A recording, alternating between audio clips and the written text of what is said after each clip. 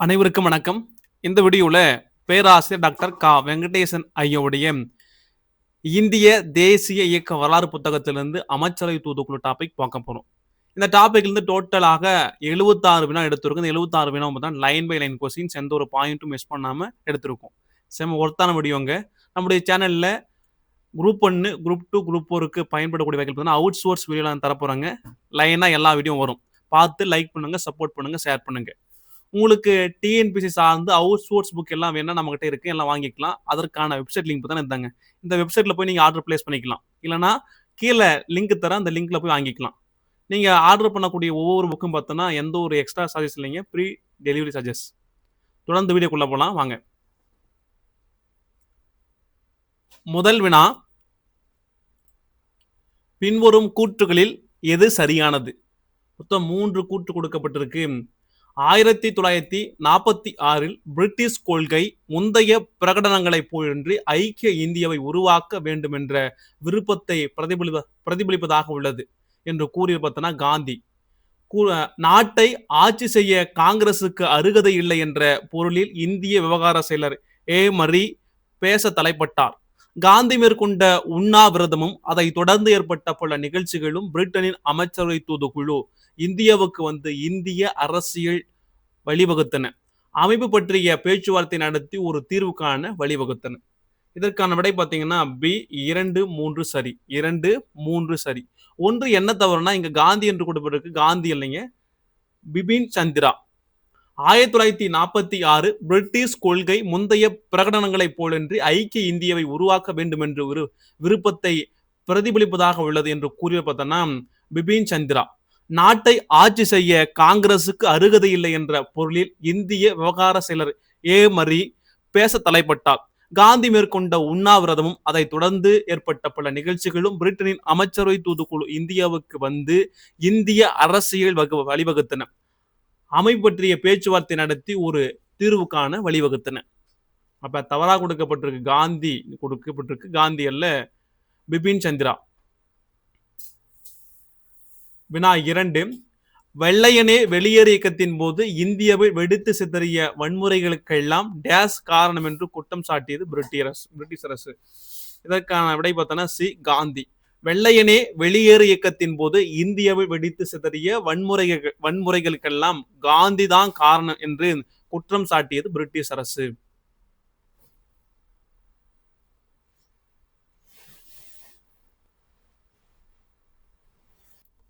வினா 3, பின்வரும் சொற்றொடர்களில் எவை சரியானவை? மொத்தம் 5 கூற்று கொடுக்கப்பட்டிருக்கு. நாட்டில் ஏற்பட்ட நாச வேலைகள் அனைத்துக்கும் காங்கிரஸே பொறுப்பாகும் என்றும் அரசு பிரச்சாரம் வந்தது. அந்த குற்றச்சாட்டுகளுக்கு எல்லாம் மறுத்து சிறையில் இருந்தவாறே காந்தி வைஸ்ராய்க்கும் பம்பாய் கவர்னருக்கும் பதிலளித்து வந்தார். காங்கிரஸ் ஆட்சிக்குழு உறுப்பினருடன் பேசவும் காந்திக்கு அனுமதி மறுக்கப்பட்டது. தன் மீது ஆதாரமின்றி சுமத்தப்பட்ட அபாண்டமான குற்றச்சாட்டை நீதி கேட்டும் எதிர்த்தும் 74 வயதான காந்தி 1943 பிப்ரவரி 10 தனது இரண்டாவது உண்ணாவிரத்தை பார்த்தோன்னா 32 நாள் உண்ணாவிரத்தை துவங்கினார். உண்ணாவிரதத்தை தொடர்ந்து நாட்டின் பல இடங்களிலும் கண்டன ஊர்வலங்களும் பொது கூட்டங்களும் கடையெடுப்பும் நடைபெற்றன. வைஸ்ராய் ஆட்சிக்குழுவிலிருந்து 3 இந்திய உறுப்பினர்களும் பதவி விலகினர். இதற்கான விடை பார்த்தீங்கன்னா 1, 2, 4, 5 மற்றும் சரி. 5 மட்டும் சரி. தவறா கொடுக்கப்பட்டு பார்த்தீங்கன்னா 3 தவறா கொடுக்கப்படும். என்ன தவறா கொடுக்கப்பட்டிருக்குன்னா 32 சொல்லியிருக்காங்க. 32 நாள் உண்ணாவிரதம் சொல்றாங்க. 32 இல்லைங்க, 21 நாள். 21 நாள். தன் மீது ஆதாரமின்றி சுமத்தப்பட்ட அபாண்டமான குற்றச்சாட்டை நீதி கேட்டும் எதிர்த்தும் 74 வயதான காந்தி 1943 பிப்ரவரி 10 அவருடைய இரண்டாவது உண்ணாவிரத்தை 21 நாள் உண்ணாவிரத்தை பார்த்தா துவங்குறாரு. உண்ணாவிரதத்தை தொடர்ந்து நாட்டின் பல இடங்களிலும் கண்டன ஊர்வலங்களும் பொது கூட்டங்களும் கடையடைப்பும் நடைபெற்றன. வைஸ்ராய் ஆட்சிக்குழுவிலிருந்து 3 இந்திய உறுப்பினர்களும் பதவி விலகினர். தவறா கொடுக்கப்பட்டிருப்பதுன்னா இரண்டாவது உண்ணாவிரத்தை 21 நாட்கள் தொடங்கினார்.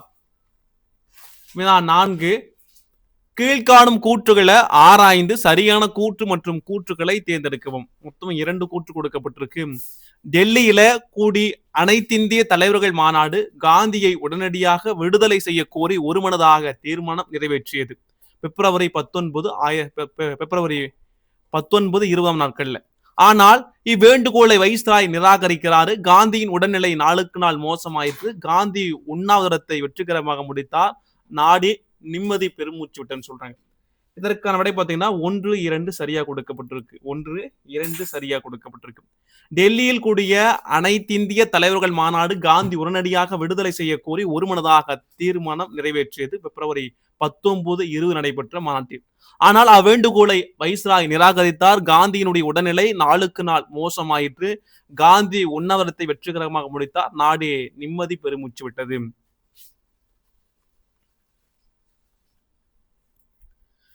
வினா 5 ராஜாஜியின் திட்டம் பற்றி தவறானதை தேர்ந்தெடுக்கவும். மொத்தம் திட்டம் பத்தி 4 கொடுத்திருக்காங்க. ஜின்னா நடைமுறை சாத்தியமற்ற போக்கை பின்பற்றுவதாக ராஜா கோபாலாச்சாரி கூறி வந்தார்.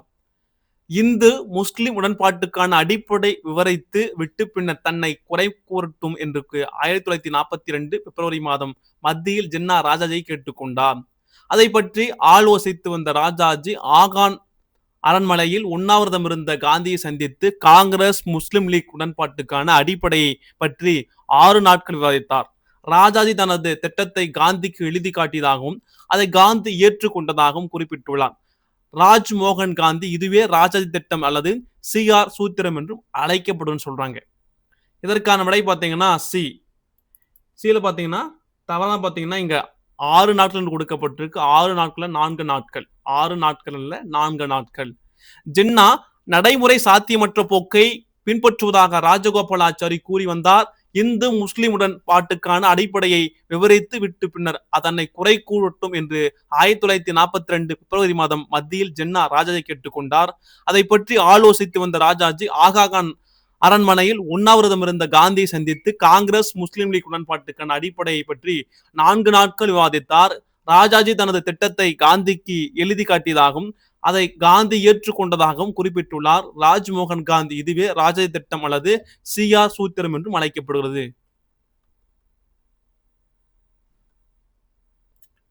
வினா 6 பின்வரும் சொற்றொடர்கள்ல எது எவை சரியானவை? ராஜாஜியினுடைய திட்டம். இந்திய தேசிய இயக்க வரலாறு போர்க்காலத்தில் காங்கிரஸ் இடைக்கால தேசிய அரசை அமைப்பதற்கு முஸ்லிம் லீக் ஒத்துழைக்க வேண்டும். போர் முறிந்தவுடன் இந்தியாவின் வடமேற்கு வடகிழக்கு முஸ்லிம்கள் பெரும்பான்மையாக உள்ள பகுதிகளை பிரிக்கவும் அவற்றின் எல்லைகளை வரையறுக்கவும் ஒரு கமிஷன் நியமிக்கப்படும். அக்கமிஷனின் பரிந்துரைப்படி எல்லைகள் நிர்ணயிக்கப்பட்ட பகுதியில் மக்களின் சம்மதத்தோடு தேச பிரிவினை கோரிக்கை பற்றி முடிவெடுக்கப்படும். பெரும்பான்மையோர் இந்தியாவிலிருந்து பிரிந்து வாழ விரும்பினால் அவ்விருப்பம் ஏற்றுக்கொள்ளப்பட்டு தனி அரசுகள் ஏற்றுக்கொள்ளப்படும். அவ்வாறு பிரிக்கப்படும் பகுதிகள் எல்லையோர மாவட்டங்களில் வாழும் மக்கள் அவர்கள் விரும்பும் அரசாங்கத்தோடு சேர்ந்து கொள்ளும் உரிமை அளிக்க வேண்டும். இதற்கான விடை பார்த்தீங்கன்னா அனைத்தும் சரி. இந்திய தேசிய இயக்க வரலாறு போர்க்காலத்தில் காங்கிரஸ் இடைக்கால தேசிய அரசை அமைப்பதற்கு முஸ்லிமுக்கு ஒத்துழைக்க வேண்டும். போர் முடிந்தவுடன் இந்தியாவின் வடமேற்கு வடகிழக்கில் முஸ்லிம்கள் பெரும்பான்மையினராக உள்ள பகுதிகளை பிரிக்கவும் அவற்றின் எல்லைகளை வரையறுக்கவும் ஒரு கமிஷன் நியமிக்கப்படும். அக்கமிஷனின் பரிந்துரைப்படி எல்லைகள் நிர்ணயிக்கப்பட்ட பகுதிகளில் மக்களின் சம்மதத்தோடு தேச பிரிவினை கோரிக்கை பற்றி முடிவெடுக்கப்படும். பெரும்பான்மையோர் இந்தியாவிலிருந்து பிரிந்து வாழ விரும்பினால் அவ்விருப்பம் ஏற்றுக்கொள்ளப்பட்டு தனி அரசுகள் ஏற்படுத்தப்படும். அவ்வாறு பிரிக்கப்படும் பகுதிகள் எல்லையோர மாவட்டங்கள்ல வாழும் மக்கள் அவர்கள் விரும்பும் அரசாங்கத்தோடு சேர்ந்து கொள்ளும் உரிமை அளிக்க வேண்டும்.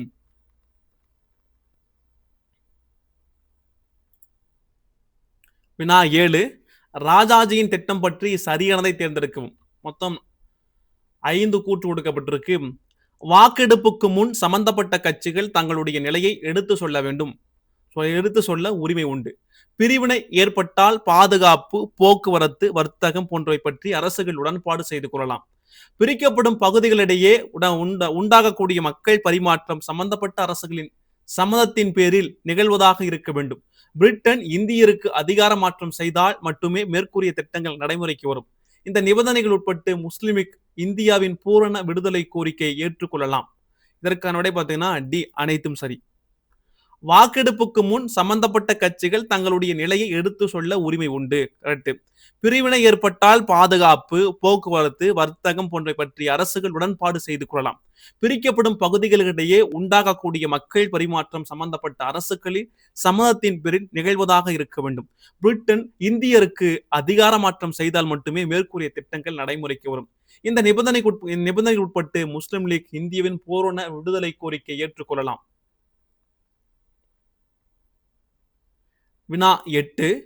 காந்தியின் சம்மதத்தை பெற்ற பின் ராஜாஜி தனது திட்டத்தை 14 மாதங்கள் ரகசியமாக வைத்திருந்து டேஸ் ஏப்ரல் மாதம் ஜின்னாவை சந்தித்து அவரிடம் அதை பற்றி விவரித்தார். இதற்கான விடை பார்த்தீங்கன்னா 1944.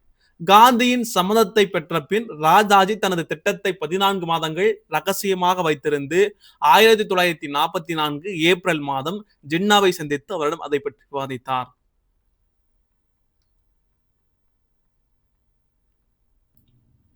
வினா 9. பின்வரும் கூற்றுகள எது சரியானது? ராஜாஜியின் திட்டம். மொத்தம் 3 கூற்று கொடுக்கப்பட்டிருக்கு. கேட்டவுடனே ஜின்னா ராஜாஜி திட்டத்தை நிராகரித்து விட்டார். பாகிஸ்தான் பிரிவினை கொள்கையை காந்தி ஒத்துக்கொண்டதை பற்றி ஜின்னா மகிழ்ச்சி தெரிவித்தார். இத்திட்டம் நாட்டை முஸ்லிமிடம் துண்டாடி சரணாகதி அடையக்கூடிய என கூறி இந்து மகாசபையினர் இத்திட்டத்தை கடுமையாக எதிர்த்தனர். காங்கிரஸ் மிதவாதிகளும் இதை சந்தேக கண்கொண்டே பார்த்தனர். சிஆர் திட்டம் ஜின்னாவின் செல்வாக்கை அதிகரிக்க மட்டும் என்றார் ராஜாஜி. இதற்கான விடை பார்த்தீங்கன்னா 1, 2 சரி. 1, 2 சரியா கொடுக்கப்பட்டிருக்கு. 3 தவறா கொடுக்க. என்ன தவறு பார்த்தீங்கன்னா இங்க ராஜாஜி வராதீங்க, ராஜாஜி அல்ல, KM முன்சி. கேட்டவுடனே ஜின்னா ராஜாஜி திட்டத்தை நிராகரித்து விட்டார். பாகிஸ்தான் பிரிவினை கொள்கையை காந்தி ஒத்துக்கொண்டதை பற்றி ஜின்னா மகிழ்ச்சி தெரிவித்தார். இத்திட்டம் நாட்டை முஸ்லிம் லீக்கிடம் துண்டாடி சரணாகதி அடையக்கூடியது என கூறி இந்து மகாசபையினர் இத்திட்டத்தை கடுமையாக எதிர்த்தனர். காங்கிரஸ் மிதவாதிகளும் இதை சந்தேக கண்கொண்டே பார்த்தனர். சிஆர் திட்டம் ஜின்னாவின் செல்வாக்கு அதிகரிக்க மட்டுமே என்றார் KM முன்சி. வினா 10.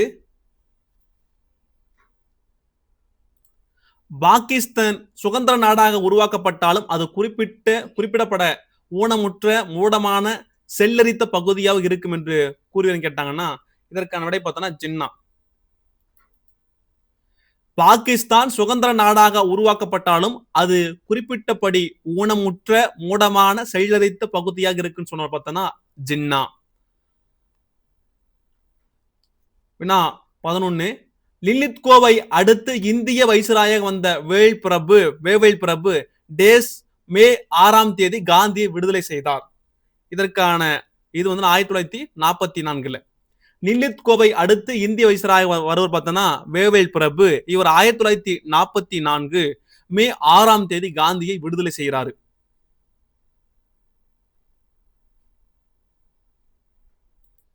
வினா 12. பின்வரும் சொற்றொடர்கள்ல எவை சரியானவை? காந்தி ஜின்னா சந்திப்பு.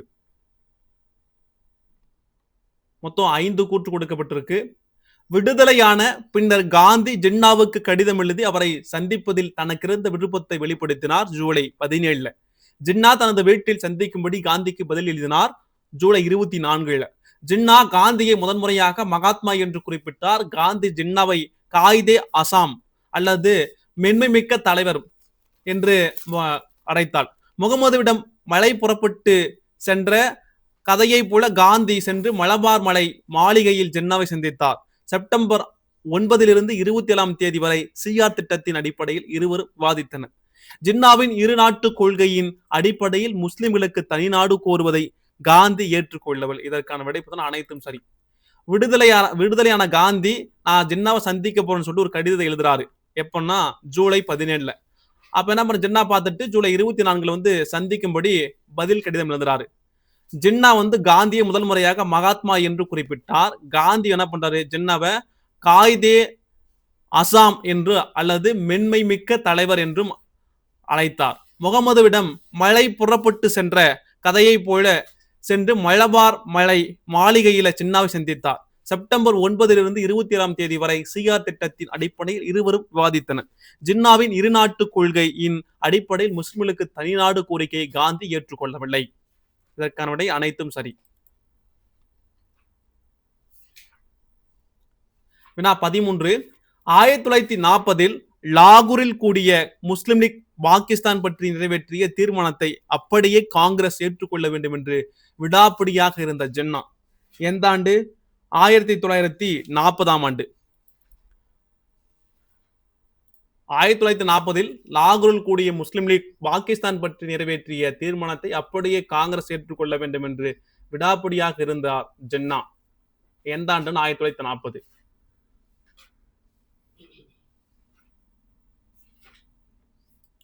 வினா 14. கீழ்காணும் கூற்றுகளை ஆராய்ந்து சரியான கூற்றுகளை தேர்ந்தெடுக்கும். காந்தி ஜின்னா சந்திப்பு 2 கூற்று கொடுக்கப்பட்டிருக்கு. காந்தி ஜின்னா சந்திப்பு தோல்வியால் முஸ்லிம்கள் தங்களது வாழ்நாள் வாய்ப்பை இழந்து விட்டதாக கருதினார் வி.பி. மேனன். அச்சந்திப்பு சமய சந்தர்ப்ப பொருத்தமற்றது என குறிப்பிட்டார் ராஜகோபாலாச்சாரி. இதற்கான விடை கூற்று 1, 2 தவறாக கொடுக்கப்பட்டிருக்கு. டி. என்னன்னா மாத்தி கொடுக்கப்பட்டிருக்கு. காந்தி ஜின்னா சந்திப்பு தோல்வியால் முஸ்லிம்கள் தங்களது வாழ்நாள் வாய்ப்பை இழந்து விட்டதாக கருதினார் ராஜகோபாலாச்சாரி. சந்திப்பு சமய சந்தர்ப்ப பொருத்தமற்றது என குறிப்பிட்டார் வி.பி. மேனன். காந்தி ஜின்னா சந்திப்பை இமாலய தவறு என்று வர்ணித்தவர் ஏ. யுமாயின் கபீர். காந்தி ஜின்னா சந்திப்பை இமாலய தவறு என்று வர்ணித்தவர் பார்த்தீங்கன்னா யுமாயுன் கபீர்.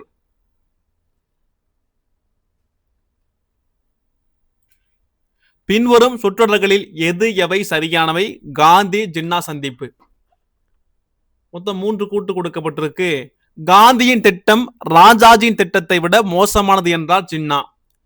விரும்பியவர்களுக்கு வாரி வழங்க மாநிலங்கள் ஒன்றும் ராஜகோபாலாச்சாரி அல்லது காந்தியின் சொந்த சொத்தல்ல என கோபம் கொண்டார் சவார்கர். ராஜாஜி காந்தி திட்டத்தை பாகிஸ்தான் திட்டத்துக்கு எதிரான மோசடி என்று சாடினார் லியாகத் அலிகான். காந்தி ஜின்னா சந்திப்பால் பயனடைந்து ஜின்னாவும் முஸ்லிம் லீக் தான். இதற்கான விடை பார்த்தீங்கன்னா 2, 3 சரி. 2, 3 சரி.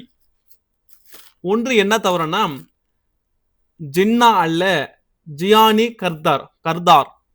காந்தியின் திட்டம் ராஜாஜியின் திட்டத்தை விட மோசமானது என்று பார்த்தோம்னா ஜியானி கர்தார். விரும்பியவர்களுக்கு வாரி வழங்க மாநிலங்கள் ஒன்றும் ராஜகோபாலாச்சாரி அல்லது காந்தியின் சொந்த சொத்தல்ல என்று கோபம் கொண்டார் சவார்கர். ராஜாஜி காந்தி திட்டத்தை பாகிஸ்தான் திட்டத்துக்கு எதிரான மோசடி என சாடினார் லியாகத் அலிகான். காந்தி ஜின்னா சந்திப்பால் பயனடைந்தது ஜின்னாவும் முஸ்லிம் லீக் தான் சொல்றாங்க. வினா 17. கீழ்காணும் கூற்றுகளை ஆராய்ந்து சரியான கூற்றுகளை தேர்ந்தெடுக்கவும்.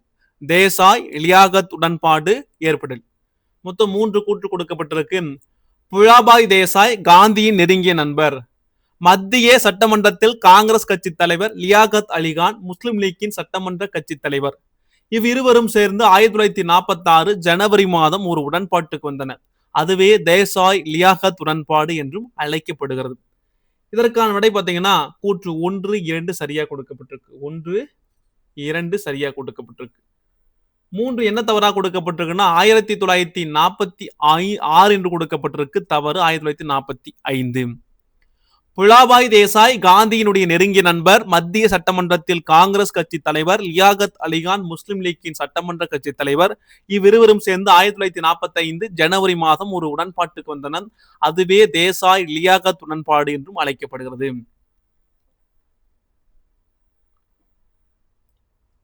வினா 18. பின்வரும் சொற்றொடர்களில் எது எவை சரியானவை? 3 கூற்று கொடுக்கப்பட்டிருக்கு. காங்கிரஸ் லீக் சமநிலை கோட்பாடு ஒத்துக்கொள்ளப்பட்டதில் ஜின்னாவுக்கு மகிழ்ச்சி. சூழ்நிலைகளின் கட்டாயத்தால் லியாகத் அலிகான் தனக்கு இவ்வுடன்பாட்டுக்கும் எவ்வித சம்பந்தமில்லை என்ற பகிரங்கமாக மறுக்க வேண்டியதாயிற்று. புலாபாய் தேசாயின் அரசியல் வாழ்வுக்கு முற்றுப்புள்ளி வைத்ததை தவிர இந்த உடன்பாடு வேறு எதையும் சாதிக்கவில்லை என்கிறார் தேசாய். எனினும் தேசாய் லியாகத் உடன்பாட்டில் காணப்பட்ட கொள்கையின் அடிப்படையில் தான் வேவல் திட்டம் தயாரிக்கப்பட்டது என்பது குறிப்பிடத்தக்கது. இதற்கான விடை பார்த்தீங்கன்னா சி. 1 சரி, 3 சரியாக கொடுக்கப்பட்டிருக்கு. 1, 3 சரியாக இருக்கு. தவறாக இருக்கப்பட்டனா தேசாய் என்று கொடுக்கப்பட்டிருக்கு. தேசாய் அல்ல, KM முன்சி. காங்கிரஸ் லீக் சமநிலை கோட்பாடு ஒத்துக்கொள்ளப்பட்டதில் ஜின்னாவுக்கு மகிழ்ச்சி. சூழ்நிலைகளின் கட்டாயத்தால் லியாகத் அலிகான் தனக்கு இவ்வுடன்பாட்டுக்கும் எவ்வித சம்பந்தமில்லை என்று பகிரங்கமாக மறுக்க வேண்டியதாயிற்று. பிலாபாய் தேசாயின் அரசியல் வாழ்வுக்கு முற்றுப்புள்ளி வைத்ததை தவிர இந்த உடன்பாடு வேறு எதையும் சாதிக்கவில்லை என்கிறார் தேசாய். எனினும் தேசாய் அல்ல, KM முன்சி.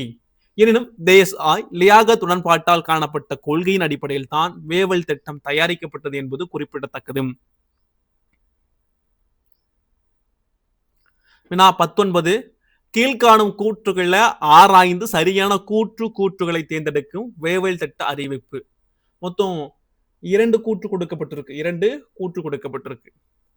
தேசாய் லியாகத் உடன்பாடு தோல்வியுற்றதை அடுத்து வைஸ்ராய் வேவல் பிரபு லண்டன் சென்று 10 வார காலம் தங்கி பிரிட்டிஷ் பிரதமருடனும் இந்திய விவகார செயலருடனும் இந்திய அரசியல் நிலை பற்றி பேச்சுவார்த்தை நடத்தினார்.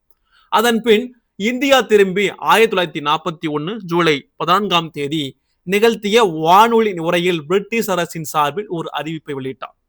இதற்கான விடை பார்த்தீங்கன்னா கூற்று 1 மட்டும் சரியா கொடுக்கப்பட்டிருக்கு. எந்த ஆண்டுனா 1941 என்று கொடுக்கப்பட்டிருக்கு தவறு. 1945 ஜூலை 14ஆம் தேதி நிகழ்த்திய வானொலி உரையில் பிரிட்டிஷ் அரசின் சார்பில் ஒரு அறிவிப்பை வெளியிட்டார். தேசாய் லியாகத் உடன்பாடு தோல்வியுற்றதை அடுத்து வைஸ்ராய் வேவல் பிரபு லண்டன் சென்று 10 வார காலம் தங்கி பிரிட்டிஷ் பிரதமருடனும் இந்திய விவகார செயலருடனும் இந்திய அரசியலை பற்றி பேச்சுவார்த்தை நடத்தினார். அதன் பிறகு இந்தியா திரும்பிய அவர் 1945 ஜூலை 14ஆம் தேதி நிகழ்த்திய வானொலி உரையில் பிரிட்டிஷ் அரசின் சார்பில் ஒரு அறிவிப்பை வெளியிட்டார்.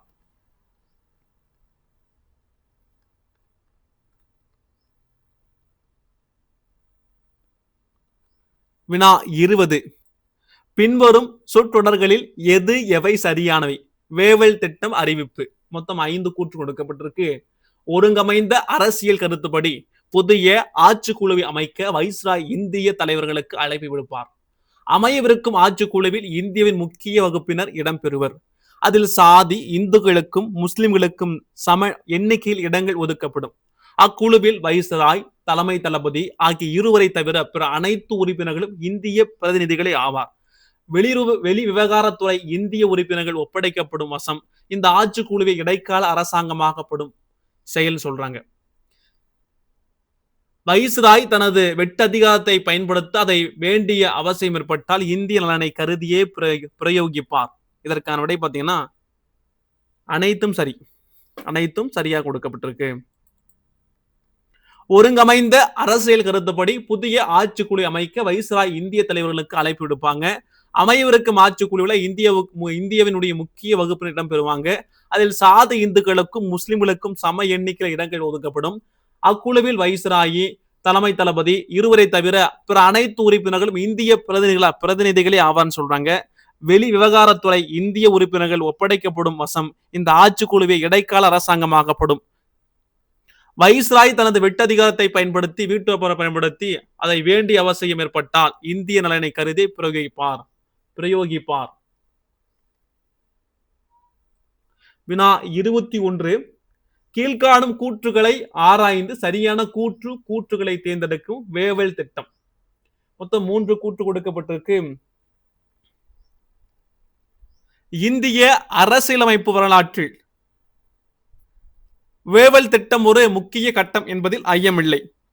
ஆனால் காங்கிரஸ் முஸ்லிம் லீக் இடையான அரசியல் சமவிகிதத்துக்கு ஒரு புதிய கோணத்தை கொடுத்து அதை இன சமவிகிதமாக மாற்றிவிட்டது வேவல் திட்டம். லீக்கின் நோக்கம் மிகவும் சாதுர்த்தியமாக அரசாங்கத்தின் கொள்கை பற்றிய அறிவிப்பில் அங்கீகரிக்கப்பட்டுவிட்டது என்கிறார் மைக்கேல் பிரிச்சர். இது முஸ்லிம் லீக்குக்கு கிடைத்த மற்றொரு மறைமுகமான வெற்றியாகும் என்று சொல்லப்படுகிறது. இதற்கான விடை பார்த்தீங்கன்னா அனைத்தும் சரியா கொடுக்கப்பட்டிருக்கு. இந்திய அரசியலமைப்பு வரலாற்றில் வேவல் திட்டம் ஒரு முக்கிய கட்டம் என்பதில் ஐயமில்லை. ஆனால் காங்கிரஸ் முஸ்லிம் லீக் இடையான அரசியல் சமவிகிதத்துக்கு ஒரு புதிய கோணத்தை கொடுத்து அதை இன சமவிகிதமாக மாற்றிவிட்டது வேவல் திட்டம். லீக்கின் நோக்கம் மிகவும் சாதுர்த்தியமாக அரசாங்கத்தின் கொள்கை பற்றிய அறிவிப்பில் அங்கீகரிக்கப்பட்டு விட்டது என்கிறார் மைக்கேல் பிரிச்சர். இது முஸ்லிம் லீக்குக்கு கிடைத்த மற்றொரு மறைமுகமான வெற்றியாகும். வினா 22. பின்வரும் கூற்றுகள்ல எது சரியானது? சிம்லா மாநாடு நோக்கம். மொத்தம் 3 கூற்று கொடுக்கப்பட்டிருக்கு. இந்திய அரசியல் தலைவர்களை கொண்ட ஒரு மாநாட்டை ஜூலை 1966 ஜூன் 25ஆம் தேதி சிம்லாவில் உள்ள வைஸ்ராய் மாளிகையில் கூட்டினார். அம்மாநாட்டிற்கு காந்தி உள்ளிட்ட ஒரு 41 முக்கிய அரசியல் தலைவர்கள் அழைக்கப்பட்டிருந்தனர். வேவல் திட்டத்தை விவாதிப்பதே சிம்லா மாநாட்டினுடைய நோக்கமாகும். சிறுபான்மையினர் பிரதிநிதித்துவம், போர் முயற்சிக்கு ஆதரவு, போர் முடியும் வரை புதிய ஆட்சிக்குழு நீடித்தல் போன்ற திட்டங்கள் பற்றி கருத்து ஒற்றுமை ஏற்பட்டது. இதற்கான விடை பார்த்தீங்கன்னா கூற்று 3 மட்டும் சரி. கூற்று 3 மட்டும் சரியா கொடுக்கப்பட்டிருக்கு. அப்ப 1, 2 தவறா என்ன தவறா கொடுக்கப்பட்டிருக்குன்னா 1966 என்று கொடுக்கப்பட்டிருக்கு. 1966 1945 ஜூன் 25. இங்க 41 முக்கிய அரசியல் தலைவர் என்று கொடுக்கப்பட்டிருக்கு. 21 முக்கிய அரசியல் தலைவர்கள் அழைக்கப்பட்டிருந்தனர். இந்திய அரசியல் தலைவர்களை கொண்ட ஒரு மாநாட்டை 1945 ஜூன் 25ஆம் தேதி சிம்லாவில் உள்ள வைஸ்ராய் மாளிகையில் கூட்டினார். அம்மாநாட்டிற்கு காந்தி உள்ளிட்ட 21 முக்கிய தலைவர்கள் அழைக்கப்பட்டிருந்தனர். வேவல் திட்டத்தை விவாதிப்பதே சிம்லா மாநாட்டின் நோக்கமாகும். சிறுபான்மையினர் பிரதிநிதித்துவம், போர் முயற்சிக்கு ஆதரவு, போர் முடியும் வரை புதிய ஆட்சிக்குழு நீடித்தல் போன்ற திட்டங்கள் பற்றி கருத்து ஒற்றுமை ஏற்பட்டது. வினா 23. பின்வரும் சொற்றொடர்களில் எவை சரியானவை? சிம்லா மாநாட்டினுடைய நோக்கம். 3 நோக்கம் கொடுக்கப்பட்டிருக்கு. புதிய ஆட்சிக்குழுவை அமைப்பது பற்றி அடிப்படையான கருத்து வேறுபாடுகள் தோன்றின. வேவல் திட்டத்தில் காணப்பட்ட சாதி இந்துக்கள் என்ற சொற்றொடரை காந்தி பலமாக எதிர்த்தார். அதே போன்று காங்கிரசுக்கும் முஸ்லிம் லீக்குக்கும் இடையே உள்ள சமவிகிதம் இந்துக்களுக்கும் முஸ்லிம்களுக்கும் இடையான சமவிகிதம் ஆகாது என்று வாதிட்டார். அனைத்தும் சரி. புதிய ஆட்சிக்குழுவை அமைப்பது பற்றி அடிப்படையான கருத்து வேறுபாடுகள் தோன்றின. வேவல் திட்டத்தில் காணப்பட்ட சாதி இந்துக்கள் என்ற சொற்றொடரை காந்தி பலமாக எதிர்த்தார். அதே போன்று காங்கிரசுக்கும் முஸ்லிம் லீக்குக்கும் இடையே உள்ள சமவிகிதம் இந்துக்களுக்கும் முஸ்லிம்களுக்கும் இடையான சமவிகிதம் ஆகாது என்று வாதிட்டார். அனைத்தும் சரி. வினா 24. பின்வரும் கூற்றுகள்ல எது சரியானது? ஜின்னா நிபந்தனைகள். மொத்தம் 3 கூற்று கொடுக்கப்பட்டிருக்கு. புதிய ஆட்சி குழுவுக்கு காங்கிரஸ் இந்து உறுப்பினர்களை மட்டுமே நியமிக்க வேண்டும். முஸ்லிம் உறுப்பினர்களை முஸ்லிம் லீக் மட்டுமே நியமிக்கும். முஸ்லிம் லீக் நியமிக்கும் 6 முஸ்லிம் உறுப்பினர்களையும் அப்படி ஏற்றுக்கொள்ளப்படும் என்ற உத்தரவாதத்தை முன்கூட்டியே கொடுக்க வேண்டும். ஜின்னாவின் நிபந்தனைகளை ஏற்றுக்கொண்டால் காங்கிரஸ் ஆட்சிக்குழுவுக்கு எந்த முஸ்லிமையும் அதன் சார்பாக நியமிக்க முடியாது. மேலும் காங்கிரஸ் ஒரு இந்துக்கள் அமைப்பே என்பதை ஒத்துக்கொண்டதாகும். இதற்கான விடை பார்த்தீங்கன்னா கூற்று 1, 3 சரி. 1, 3 சரி. அப்ப 2 என்ன தவறா கொடுக்கப்பட்டிருக்குன்னா 6 என்று கொடுக்கப்பட்டிருக்கு. 6 அல்ல 5. புதிய ஆட்சி குழுவுக்கு காங்கிரஸ் இந்து உறுப்பினர்களை மட்டுமே நியமிக்க வேண்டும். முஸ்லிம் உறுப்பினர்களை முஸ்லிம் லீக் மட்டுமே நியமிக்கும். லீக் நியமிக்கும் 5 முஸ்லிம் உறுப்பினர்களையும் அப்படியே ஏற்றுக்கொள்ளப்படும் என்ற உத்தரவாதத்தை முன்கூட்டியே கொடுக்க வேண்டும். ஜின்னாவின் நிபந்தனைகளை ஏற்றுக்கொண்டால் காங்கிரஸ் ஆட்சிக்குழுவுக்கு எந்த முஸ்லிமையும் அதன் சார்பாக நியமிக்க முடியாது. மேலும் காங்கிரஸ் ஒரு இந்துக்கள் அமைப்பே என்பதை ஒத்துக்கொண்டதாகும்.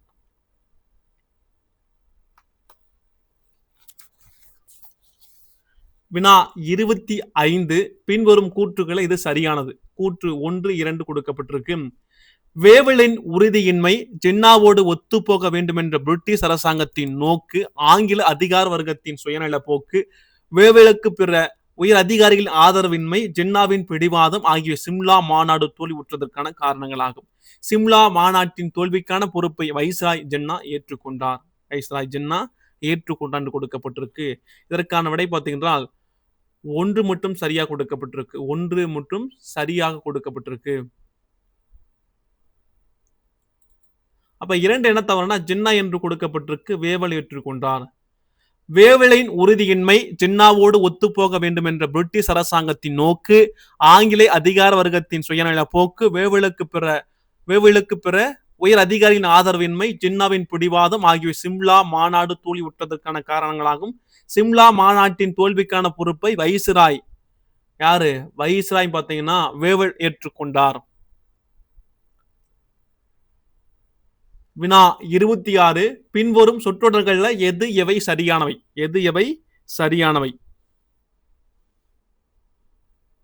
வினா 26. பின்வரும் சொற்றொடர்களில் எது எவை சரியானவை? மொத்தம் 5 கூற்று கொடுக்கப்பட்டிருக்கு. மத்திய அரசின் அமைப்பு பற்றிய தெளிவு பிரிட்டிஷ் அரசுக்கு இல்லை என்பது வைஸ்ராய் ராஜாஜி திட்டத்திலும் சிம்லா மாநாட்டிலும் தெளிவாயிற்று. அதே போன்று முஸ்லிம் லீக்கின் நியமன உறுப்பினர்கள் மற்றும் சமவிகித கொள்கை பற்றிய காங்கிரஸ் தலைவர்களிடையே ஒருமித்த கருத்து உருவாகவில்லை என்பதும் வெளிப்படையாக தெரிந்து ஆசாத், பந்த், ராஜாஜி ஆகியோர் சமவிகித கொள்கையை எதிர்த்ததால் ஜின்னாவின் அச்சமும் சந்தேகமும் அதிகரித்தன்றி குறையவில்லை. எனவே அவர் வேவல் திட்டத்தை சாவு சாசனம் சூழ்ச்சி முஸ்லிம் லீக்கின் அடிப்படையே தகர்த்துவிடும் என்று விமர்சித்தார். சுருங்க கூறின் சிம்லா மாநாடு விளைவுகளற்ற வீண் முயற்சி ஆகும் சொல்றாங்க. சிம்லா மாநாடு துவங்குவதற்கு முன்பே தோல்வி அடைந்து விட்டது. அதற்கான காரணம் அரசாங்கம் அமைப்பதில் சாதி இந்துக்களுக்கும் முஸ்லிம்களுக்கும் இடையான நிபந்தனைகள் ஆகும் சொல்றாங்க. இதற்கான விடை பார்த்தீங்கன்னா சி 2 சரி, 3 சரி, 4 சரி, 5 சரி. 1 தவறாக கொடுக்கப்பட்டிருக்கு. இங்க ராஜாஜி என்று கொடுக்கப்பட்டிருக்கு. ராஜாஜி அல்ல, வேவல் பிரபு. மத்திய அரசின் அமைப்பு பற்றி தெளிவு பிரிட்டிஷ் அரசுக்கு இல்லை என்பது வைஸ்ராய் வேவல் திட்டத்திலும் சிம்லா மாநாட்டிலும் தெளிவாயிற்று. அதே போன்று முஸ்லிம் லீக்கின் நியமன உறுப்பினர்கள் மற்றும் சமவிகித கொள்கை பற்றி காங்கிரஸ் தலைவர்களிடையே ஒருமித்த கருத்து உருவாகவில்லை என்பது வெளிப்படையாக தெரிந்தது. ஆசாத்து, பந்து, ராஜாஜி ஆகியோர் சமவிகித கொள்கையை எதிர்த்ததால் ஜின்னாவின் அச்சமும் சந்தேகமும் அதிகரித்தது அன்றி குறையவில்லை. எனவே அவர் வேவல் திட்டத்தை சாவு சாசனம், சூழ்ச்சி, முஸ்லிம் லீக்கின் அடிப்படையே தகர்த்துவிடும் என்று விமர்சித்தார். சுருங்க கூறின் சிம்லா மாநாடு விளைவுகளற்ற வீண் முயற்சியாகும். சிம்லா மாநாடு துவங்குவதற்கு முன்பே தோல்வி அடைந்து விட்டது. அதற்கு காரணம் அரசாங்கம் அமைப்பதில் சாதி இந்துக்களுக்கும் முஸ்லிம்களுக்கும் இடையான நிபந்தனைகள் ஆகும் சொல்றாங்க.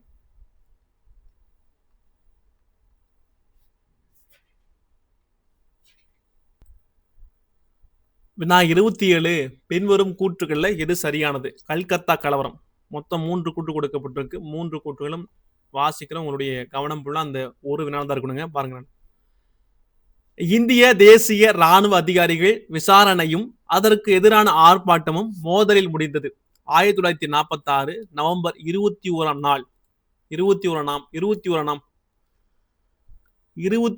நாள் கல்கத்தாவில் கல்லூரி மாணவர்கள் டெல்லௌசி சதுக்கத்தில் கூடி ஆர்ப்பாட்டம் செய்தனர். கூட்டத்தை கலைக்க நடந்த துப்பாக்கி சூட்டில் ஒருவர் கொல்லப்பட்டார். 52 பேர் காயமுற்றனர். அதே போன்று இந்திய தேசிய ராணுவ அதிகாரி ரஷீத் அலிக்கு அளிக்கப்பட்ட 7 ஆண்டு கால சிறை தண்டனை எதிர்த்து முஸ்லிம் லீக் மாணவர்கள் ஊர்வலம் நடத்தினர். அதில் காங்கிரஸ், கம்யூனிஸ்ட் கட்சி மாணவர்கள் அமைப்புகள் கலந்து கொண்டன. அவர்கள் தடியடிக்கு உள்ளாயினர். பலர் கைது செய்யப்பட்டனர். 1946 பிப்ரவரி 11. இதற்கான விடை பார்த்தீங்கன்னா கூற்று 3 மற்றும் சரி. கூற்று 3 மற்றும் சரி. 2 என்ன ஒன்னு என்ன தவறுனா 1946 நவம்பர் 21ஆம் நாள் கொடுக்கப்பட்டிருக்கு. 1945 நவம்பர் 21ஆம் நாள். இங்க ஒருவர் கொல்லப்பட்டான் கொடுக்கப்பட்டிருக்கு. ஒருவர்ல 2 பேர் கொல்லப்பட்டனர். இந்திய தேசிய ராணுவ அதிகாரிகள் விசாரணையும் அதற்கு எதிரான ஆர்ப்பாட்டம் மோதலில் முடிந்தது. 1945 நவம்பர் 21ஆம் நாள் கல்கத்தாவில் கல்லூரி மாணவர்கள் டெல்லௌசி சதுக்கத்தில் கூடி ஆர்ப்பாட்டம் செய்யறாங்க. கூட்டத்தை கலைக்க நடந்த துப்பாக்கி சூட்டில் 2 கொல்லப்பட்டனர். 52 பேர் காயமுற்றனர். அதே போன்று இந்திய தேசிய ராணுவ அதிகாரி ரஷீத் அலிக்கு அளிக்கப்பட்ட 7 ஆண்டுகால சிறை தண்டனை எதிர்த்து முஸ்லிம் லீக் மாணவர்கள் ஊர்வலம் நடத்தினர். அதில் காங்கிரஸ், கம்யூனிஸ்ட் கட்சி மாணவர்கள் அமைப்புகள் கலந்து கொண்டனர். அவர்கள் தடியடிக்கு உள்ளாயினர். பலர் கைது செய்யப்பட்டனர். 1946 பிப்ரவரி 11.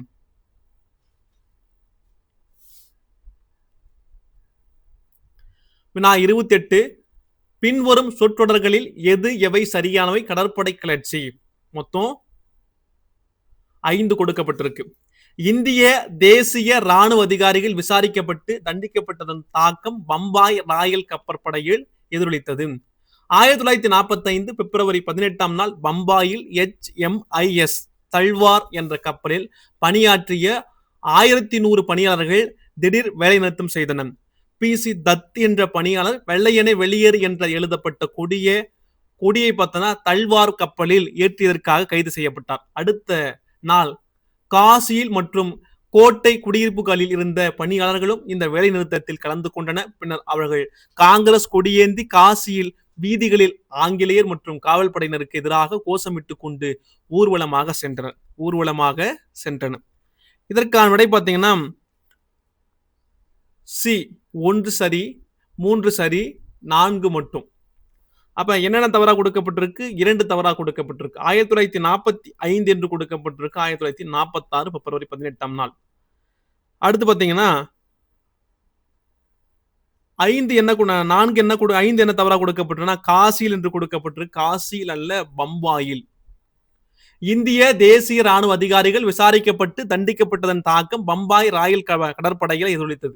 1946 பிப்ரவரி 18ஆம் நாள் பம்பாயில் HMIS தல்வார் என்ற கப்பலில் பணியாற்றிய 1100 பணியாளர்கள் திடீர் வேலைநிறுத்தம் செய்தனர். PC தத் என்ற பணியாளர் வெள்ளையனே வெளியேறு என்று எழுதப்பட்ட கொடியை தல்வார் கப்பலில் ஏற்றியதற்காக கைது செய்யப்பட்டார். அடுத்த நாள் காசியில் மற்றும் கோட்டை குடியிருப்புகளில் இருந்த பணியாளர்களும் இந்த வேலைநிறுத்தத்தில் கலந்து கொண்டனர். பின்னர் அவர்கள் காசியில் கொடியேந்தி பம்பாய் அவர்கள் பின்னர் காங்கிரஸ் கொடியேந்தி பம்பாய் வீதிகளில் ஆங்கிலேயர் மற்றும் காவல் படையினருக்கு எதிராக கோஷமிட்டுக் கொண்டு ஊர்வலமாக சென்றனர். இங்க வந்து காசி இல்லைங்க, பம்பாய். 1946 பிப்ரவரி 18.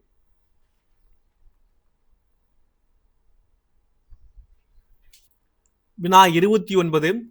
கீழ்காணும் கூற்றுகளை ஆராய்ந்து சரியான கூற்றுகளை தேர்ந்தெடுக்கும். மொத்தம் 2 கூற்று கொடுக்கப்பட்டிருக்கு. காவல் நிலையங்கள், தபால் அலுவலகங்கள், வங்கிகள், தானிய கிடங்குகள், கடைகள் தாக்கப்பட்டன. இந்த கலவரம் கராச்சி, சென்னை, விசாகப்பட்டினம், கல்கத்தா, டெல்லி, கொச்சின், ஜாம்நகர், அந்தமான், பக்ரைன், ஏமன் போன்ற பகுதிகளுக்கும் பரவியது.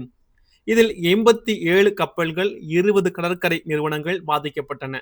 கப்பல் படை கலவரத்தில் 20,000 பணியாளர்கள் பங்கேற்றனர் சொல்றாங்க.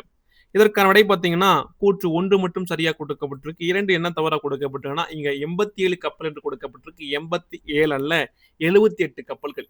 காவல் நிலையங்கள், தபால் அலுவலகங்கள், வங்கிகள், தானிய கிடங்குகள், கடைகள் தாக்கப்பட்டன. இந்த கலவரம் கராச்சி, சென்னை, விசாகப்பட்டினம், கல்கத்தா, டெல்லி, கொச்சின், ஜாம்நகர், அந்தமான், பக்ரைன், ஏமன் போன்ற பகுதிகளுக்கு பரவியது. இதனால் 87 கப்பல்கள் அல்ல, 78 கப்பல்கள், 20 கடற்கரை நிறுவனங்கள் பாதிக்கப்பட்டன. கப்பல் படை கலவரத்தில் 20,000 பணியாளர்கள் பங்கேற்றனர்.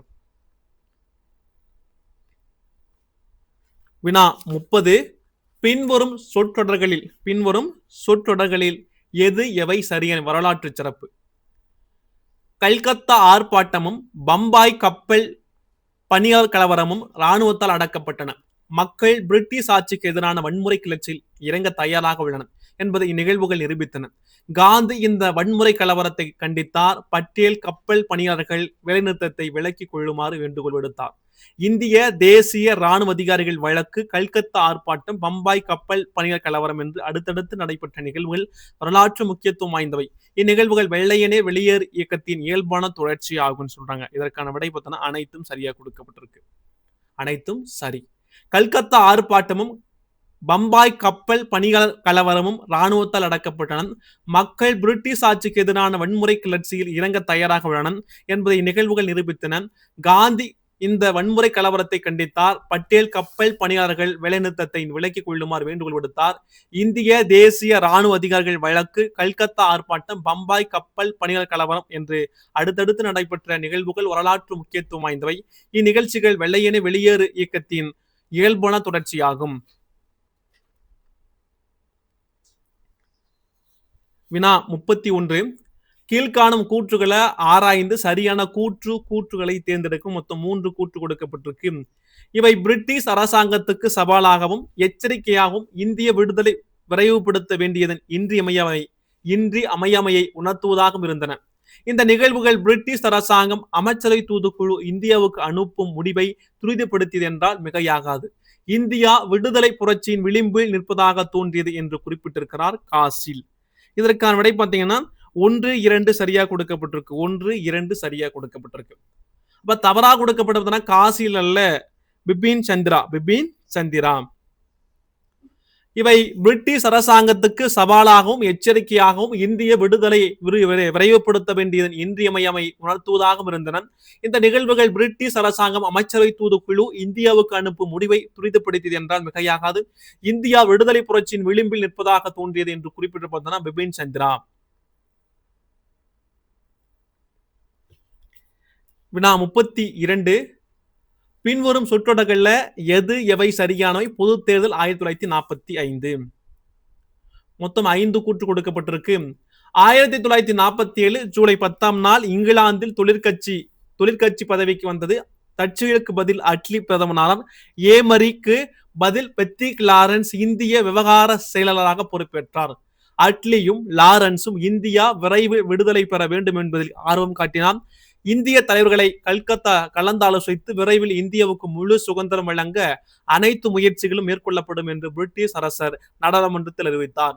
இங்கிலாந்தில் தொழிற்கட்சி ஆட்சிக்கு வந்தது. இந்திய விடுதலை போராட்டத்தின் முக்கிய திருப்பு முனையாகும். தொழிற்கட்சி அரசாங்கத்தின் நோக்கத்துக்கு ஏற்ப 1946 ஆகஸ்ட் மாதம் வைஸ்ராய் வேவல் பிரபு மத்திய மாநில அரசாங்கங்களுக்கான பொது தேர்தலை நடத்துவதென முடிவு செய்தார். இதற்கான விடை பார்த்தீங்கன்னா 2, 3, 4 மட்டுமே. 2, 3, 4 மட்டுமே. அப்ப முதல் என்ன தவறுனா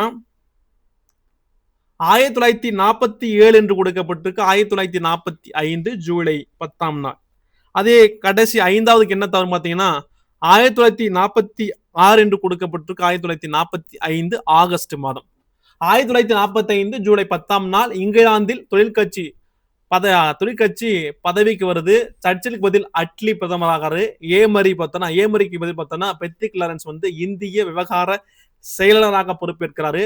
அட்லியும் லாரன்ஸும் இந்தியா விரைவில் விடுதலை பெற வேண்டும் என்பதில் ஆர்வம் காட்டினர்.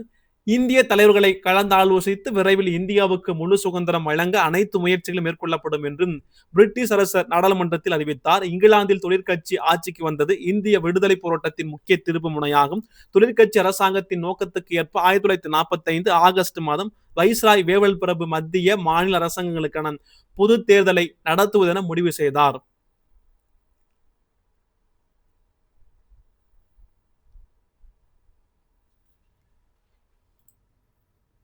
வினா 33. கீழ்காணும் கூற்றுகளை ஆராய்ந்து சரியான கூற்று மற்றும் கூற்றுகளை தேர்ந்தெடுக்கவும். பொது தேர்தல் 1945. மொத்தம் 3 கூற்று கொடுக்கப்பட்டிருக்கு. வேவல் லண்டன் சென்று ஆகஸ்ட் 25 தொழிற்கட்சி தலைவருடன் விவாதித்துவிட்டு இந்தியா திரும்பியுடன் முதல் உலகப் போர் துவங்கியதால் தள்ளி போடப்பட்ட பொது தேர்தல் நடைபெறும் என்று அறிவித்தார் செப்டம்பர் 18. வைஸ்ராய் வேவல் அறிவித்தபடி 1945 இறுதியில் பொது தேர்தல் நடத்தப்பட்டது. 1939க்கு பிறகு நடைபெற்ற இத்தேர்தல் அரசியல் முக்கியத்துவம் வாய்ந்தது. இந்த தேர்தல் 1935 அரசியல் சட்டப்படி முஸ்லிம் இடங்களுக்காக ஒதுக்கப்பட்ட முஸ்லிம் தொகுதிகளும் பிற இடங்களுக்கான பொது தொகுதிகளும் தேர்தல் நடத்தப்பட்டதுன்னு சொல்றாங்க. இதற்கான விடை பார்த்தோம்னா கூற்று 3 சரி. கூற்று 3 மற்றும் சரி. 2, 1 தவறாக கொடுக்கப்பட்டிருக்கு. 1, 2 தவறாக கொடுக்கப்பட்டிருக்கு. இங்க முதல் உலகப்போர் என்று கொடுக்கப்பட்டிருக்கு. முதல் உலகப்போர் அல்ல, 2வது உலகப்போர். இங்க 1939 என்று கொடுக்கப்பட்டிருக்கு. 1937. அவர் லண்டன் சென்று, யாரெல்லாம் வேவல் பிரபு லண்டன் சென்று ஆகஸ்ட் 25 தொழிற்கட்சி தலைவருடன் விவாதித்து விட்டு இந்தியா திரும்புறாரு. திரும்பி 2வது உலகப்போர் துவங்கியதனால் இந்த தேர்தல் அறிவிப்பு பொது தேர்தல் தள்ளி போடப்படுது. எப்ப சொல்றாங்கன்னா செப்டம்பர் 18. வைஸ்ராய் வேவல் அறிவித்தபடி 1945 இறுதியில பொது தேர்தல் நடத்தப்படுது. 1937க்கு பிறகு நடைபெற்ற இத்தேர்தல் அரசியல் முக்கியத்துவம் வாய்ந்து.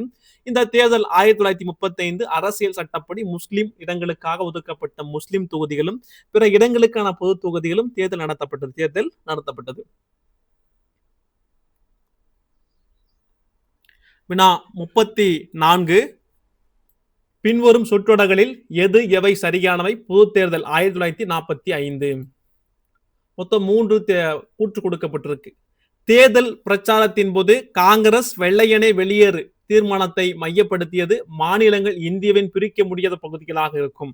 ஒவ்வொரு மாநிலத்திலும் முழுவதும் பொறுப்பான அரசாங்கம் அமைக்கப்படும். சுதந்திர இந்தியா கூட்டாட்சியில் மன்னர் மாநில அரசர்கள் அரசியலமைப்பு தலைவர்களாக இருப்பார் என்று பிரச்சாரம் செய்யப்பட்டது. சூறாவளி சுற்றுப்பயணம் செய்த நேரு 3 முக்கிய விஷயங்கள்ல சிறப்பு கவனம் செலுத்தினார்.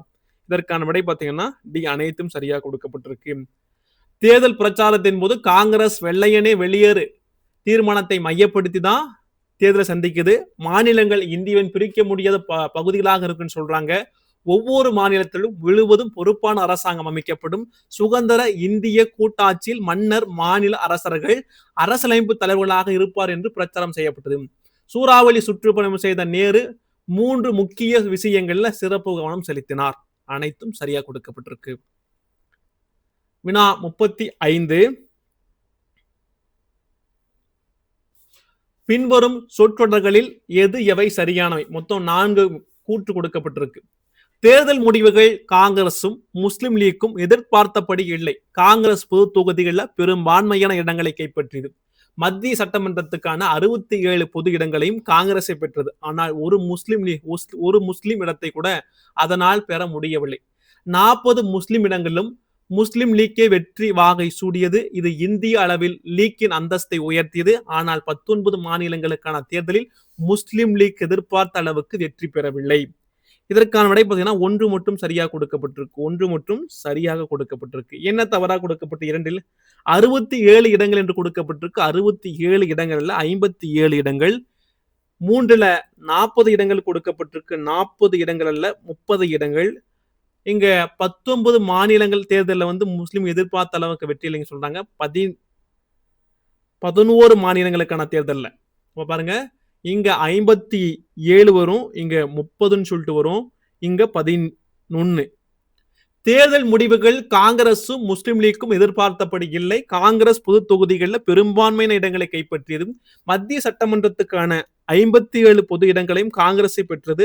ஆனால் ஒரு முஸ்லிம் இடத்தை கூட அதனால் பெற முடியவில்லை. 30 முஸ்லிம் இடங்களிலும் முஸ்லிம் லீக்கே வெற்றி வாகை சூடியது. இது இந்திய அளவில் லீக்கின் அந்தஸ்தை உயர்த்தியது. ஆனால் 11 மாநிலங்களுக்கான தேர்தலில் முஸ்லிம் லீக் எதிர்பார்த்த அளவுக்கு வெற்றி பெறவில்லை. 36 கீழ்காணும் கூற்றுகளை ஆராய்ந்து தவறான கூற்றுகளை தேர்ந்தெடுக்கும். மொத்தம் 4 கொடுக்கப்பட்டிருக்கு, A, B, C ன்னு சொல்லிட்டு. இத்தேர்தலின் விளைவாக காங்கிரஸ் 7 மாநிலங்களில் ஆட்சி அமைத்தது. 7 மாநிலங்கள்ல ஆட்சி அமைத்தது. வடகிழக்கு எல்லை பிராந்தியத்தில் காங்கிரஸ்காரன டாக்டர் கான் சாஹிபின் தலைமையில் சிகப்பு சட்டையினர் அரசாங்கம் அமைத்தனர். பஞ்சாபில் கிசர் ஐயத் கான் காங்கிரஸ் மற்றும் சீக்கியரின் ஆதரவோடு கூட்டணி அரசாங்கம் அமைந்தது. முஸ்லிம் லீக்கால் சிந்துவிலும் வங்காளத்தில் மட்டுமே அதிகாரத்தை கைப்பற்ற முடிந்தது. இந்த தேர்தலில் வகுப்புவாத பிரச்சாரம் ஈடுபடவில்லை. காங்கிரசின் சமய சார்பின்மை கொள்கையை மக்கள் அமோகமாக ஆதரித்தன. இந்து மகாசபை வேரோடு களையப்பட்டு அடியோடு அழிந்தது என்று குறிப்பிட்டுள்ளார் PN பாண்டி. தேர்தல் மூலம் பாகிஸ்தானை பெற முடிந்தது என்ற கசப்பான உண்மையை உணர்ந்து கொண்டார் ஜின்னா. மேலும் காங்கிரசும் முஸ்லிம் லீக்கும் இந்தியாவின் 2 பிரதான கட்சிகள் என்பதை 1950 பொது தேர்தல் தெளிவுபடுத்தின்னு சொல்றாங்க. இதற்கான விடை பார்த்தீங்கன்னா டி மட்டும் தவறாக கொடுக்கப்பட்டிருக்கு. என்ன தவறாக கொடுக்கப்பட்டிருக்கு? 1950 என்று கொடுக்கப்பட்டிருக்கு. 1950 அல்ல, 1945. இத்தேர்தலின் விளைவாக காங்கிரஸ் 7 மாநிலங்கள் ஆட்சி அமைக்குது. வடகிழக்கு எல்லை பிராந்தியத்தில் காங்கிரஸ்காரன டாக்டர் கான் சாஹிபின் தலைமையில சிவப்பு சட்டையினர் அரசாங்கம் அமைக்கிறாங்க. பஞ்சாப்ல கிசர் ஐயத் கான் காங்கிரஸ் மற்றும் சீக்கியரின் ஆதரவோடு கூட்டணி அரசாங்கம் அமைந்தது. முஸ்லிம் லீக்கால் சிந்துவிலும் வங்காளத்திலும் மட்டுமே அதிகாரத்தை கைப்பற்ற முடிந்தது. இந்த தேர்தலில் வகுப்புவாத பிரச்சாரம் ஈடுபடவில்லை. காங்கிரசின் சமய சார்பின்மை கொள்கையை மக்கள் அமோகமாக ஆதரித்தனர். இந்து மகாசபை வேரோடு களையப்பட்டு அடியோடு அழிந்தது என்று குறிப்பிட்டுள்ளார் PN பாண்டி. தேர்தல் மூலம் பாகிஸ்தானை பெற முடிந்தது என்ற கசப்பான உண்மையை உணர்ந்து கொண்டார் ஜின்னா.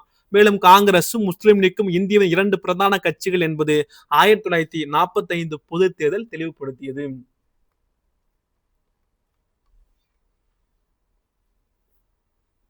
நான் 37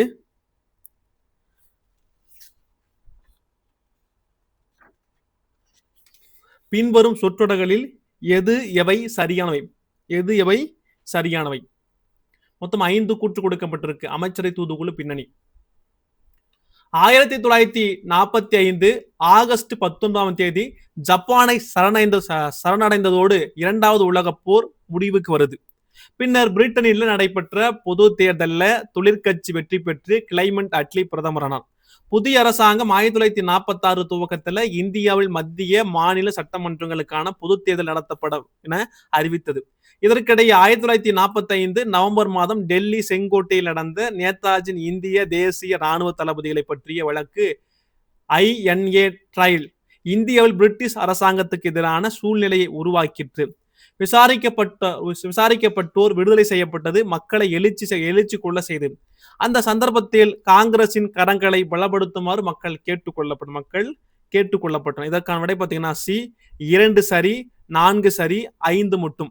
அப்ப 2, 1, 3 தவறாக கொடுக்கப்பட்டிருக்கு. என்ன தவறாக கொடுக்கப்பட்டிருக்குன்னா 1945 ஆகஸ்ட் 19 15.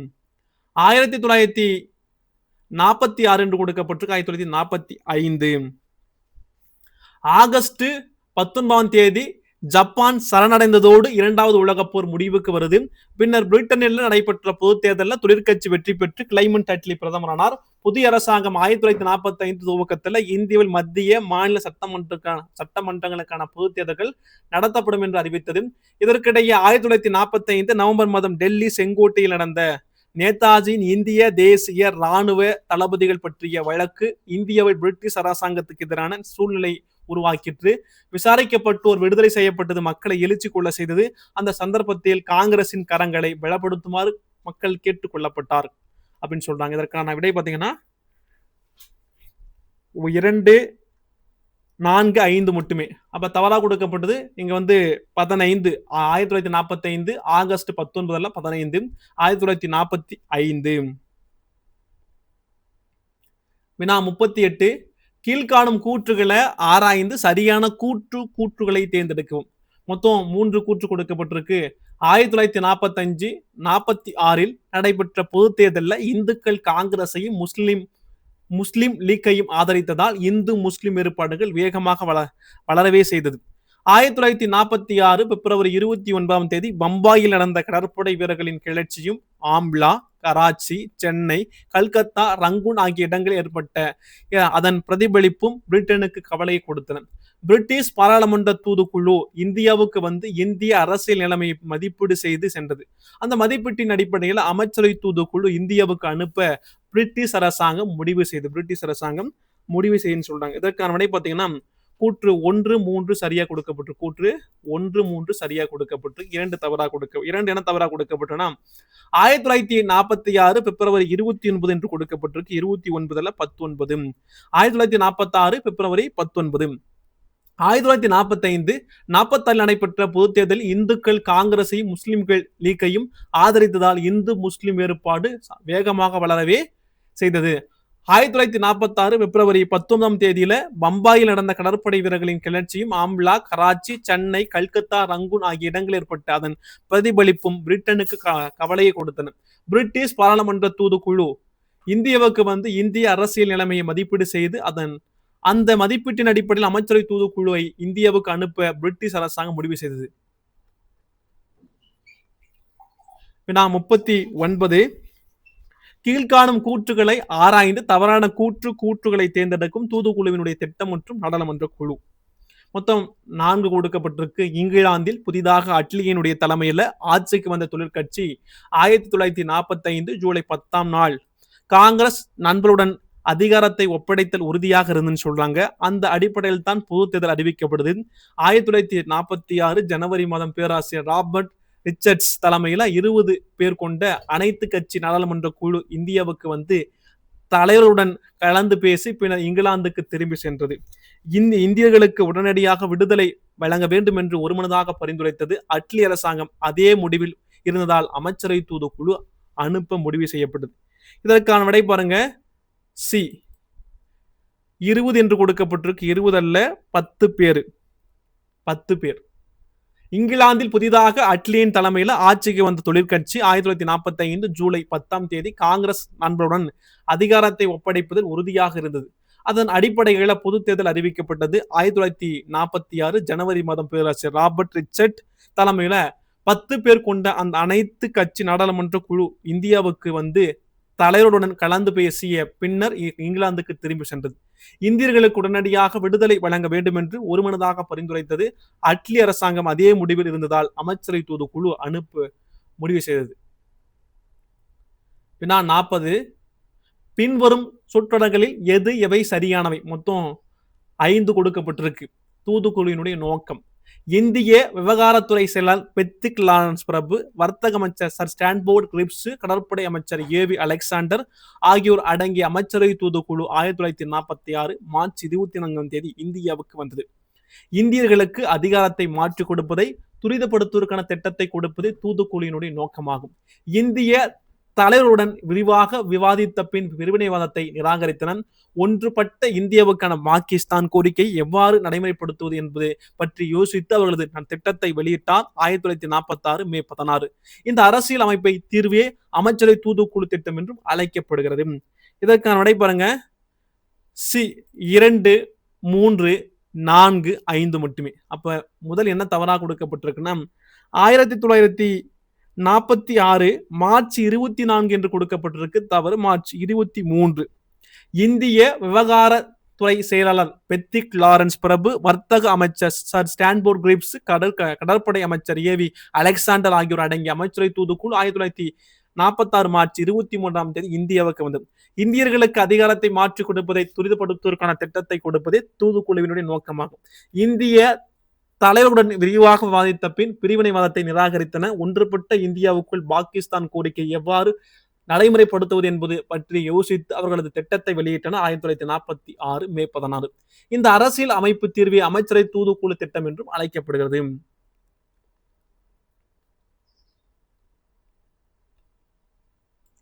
வினா 41.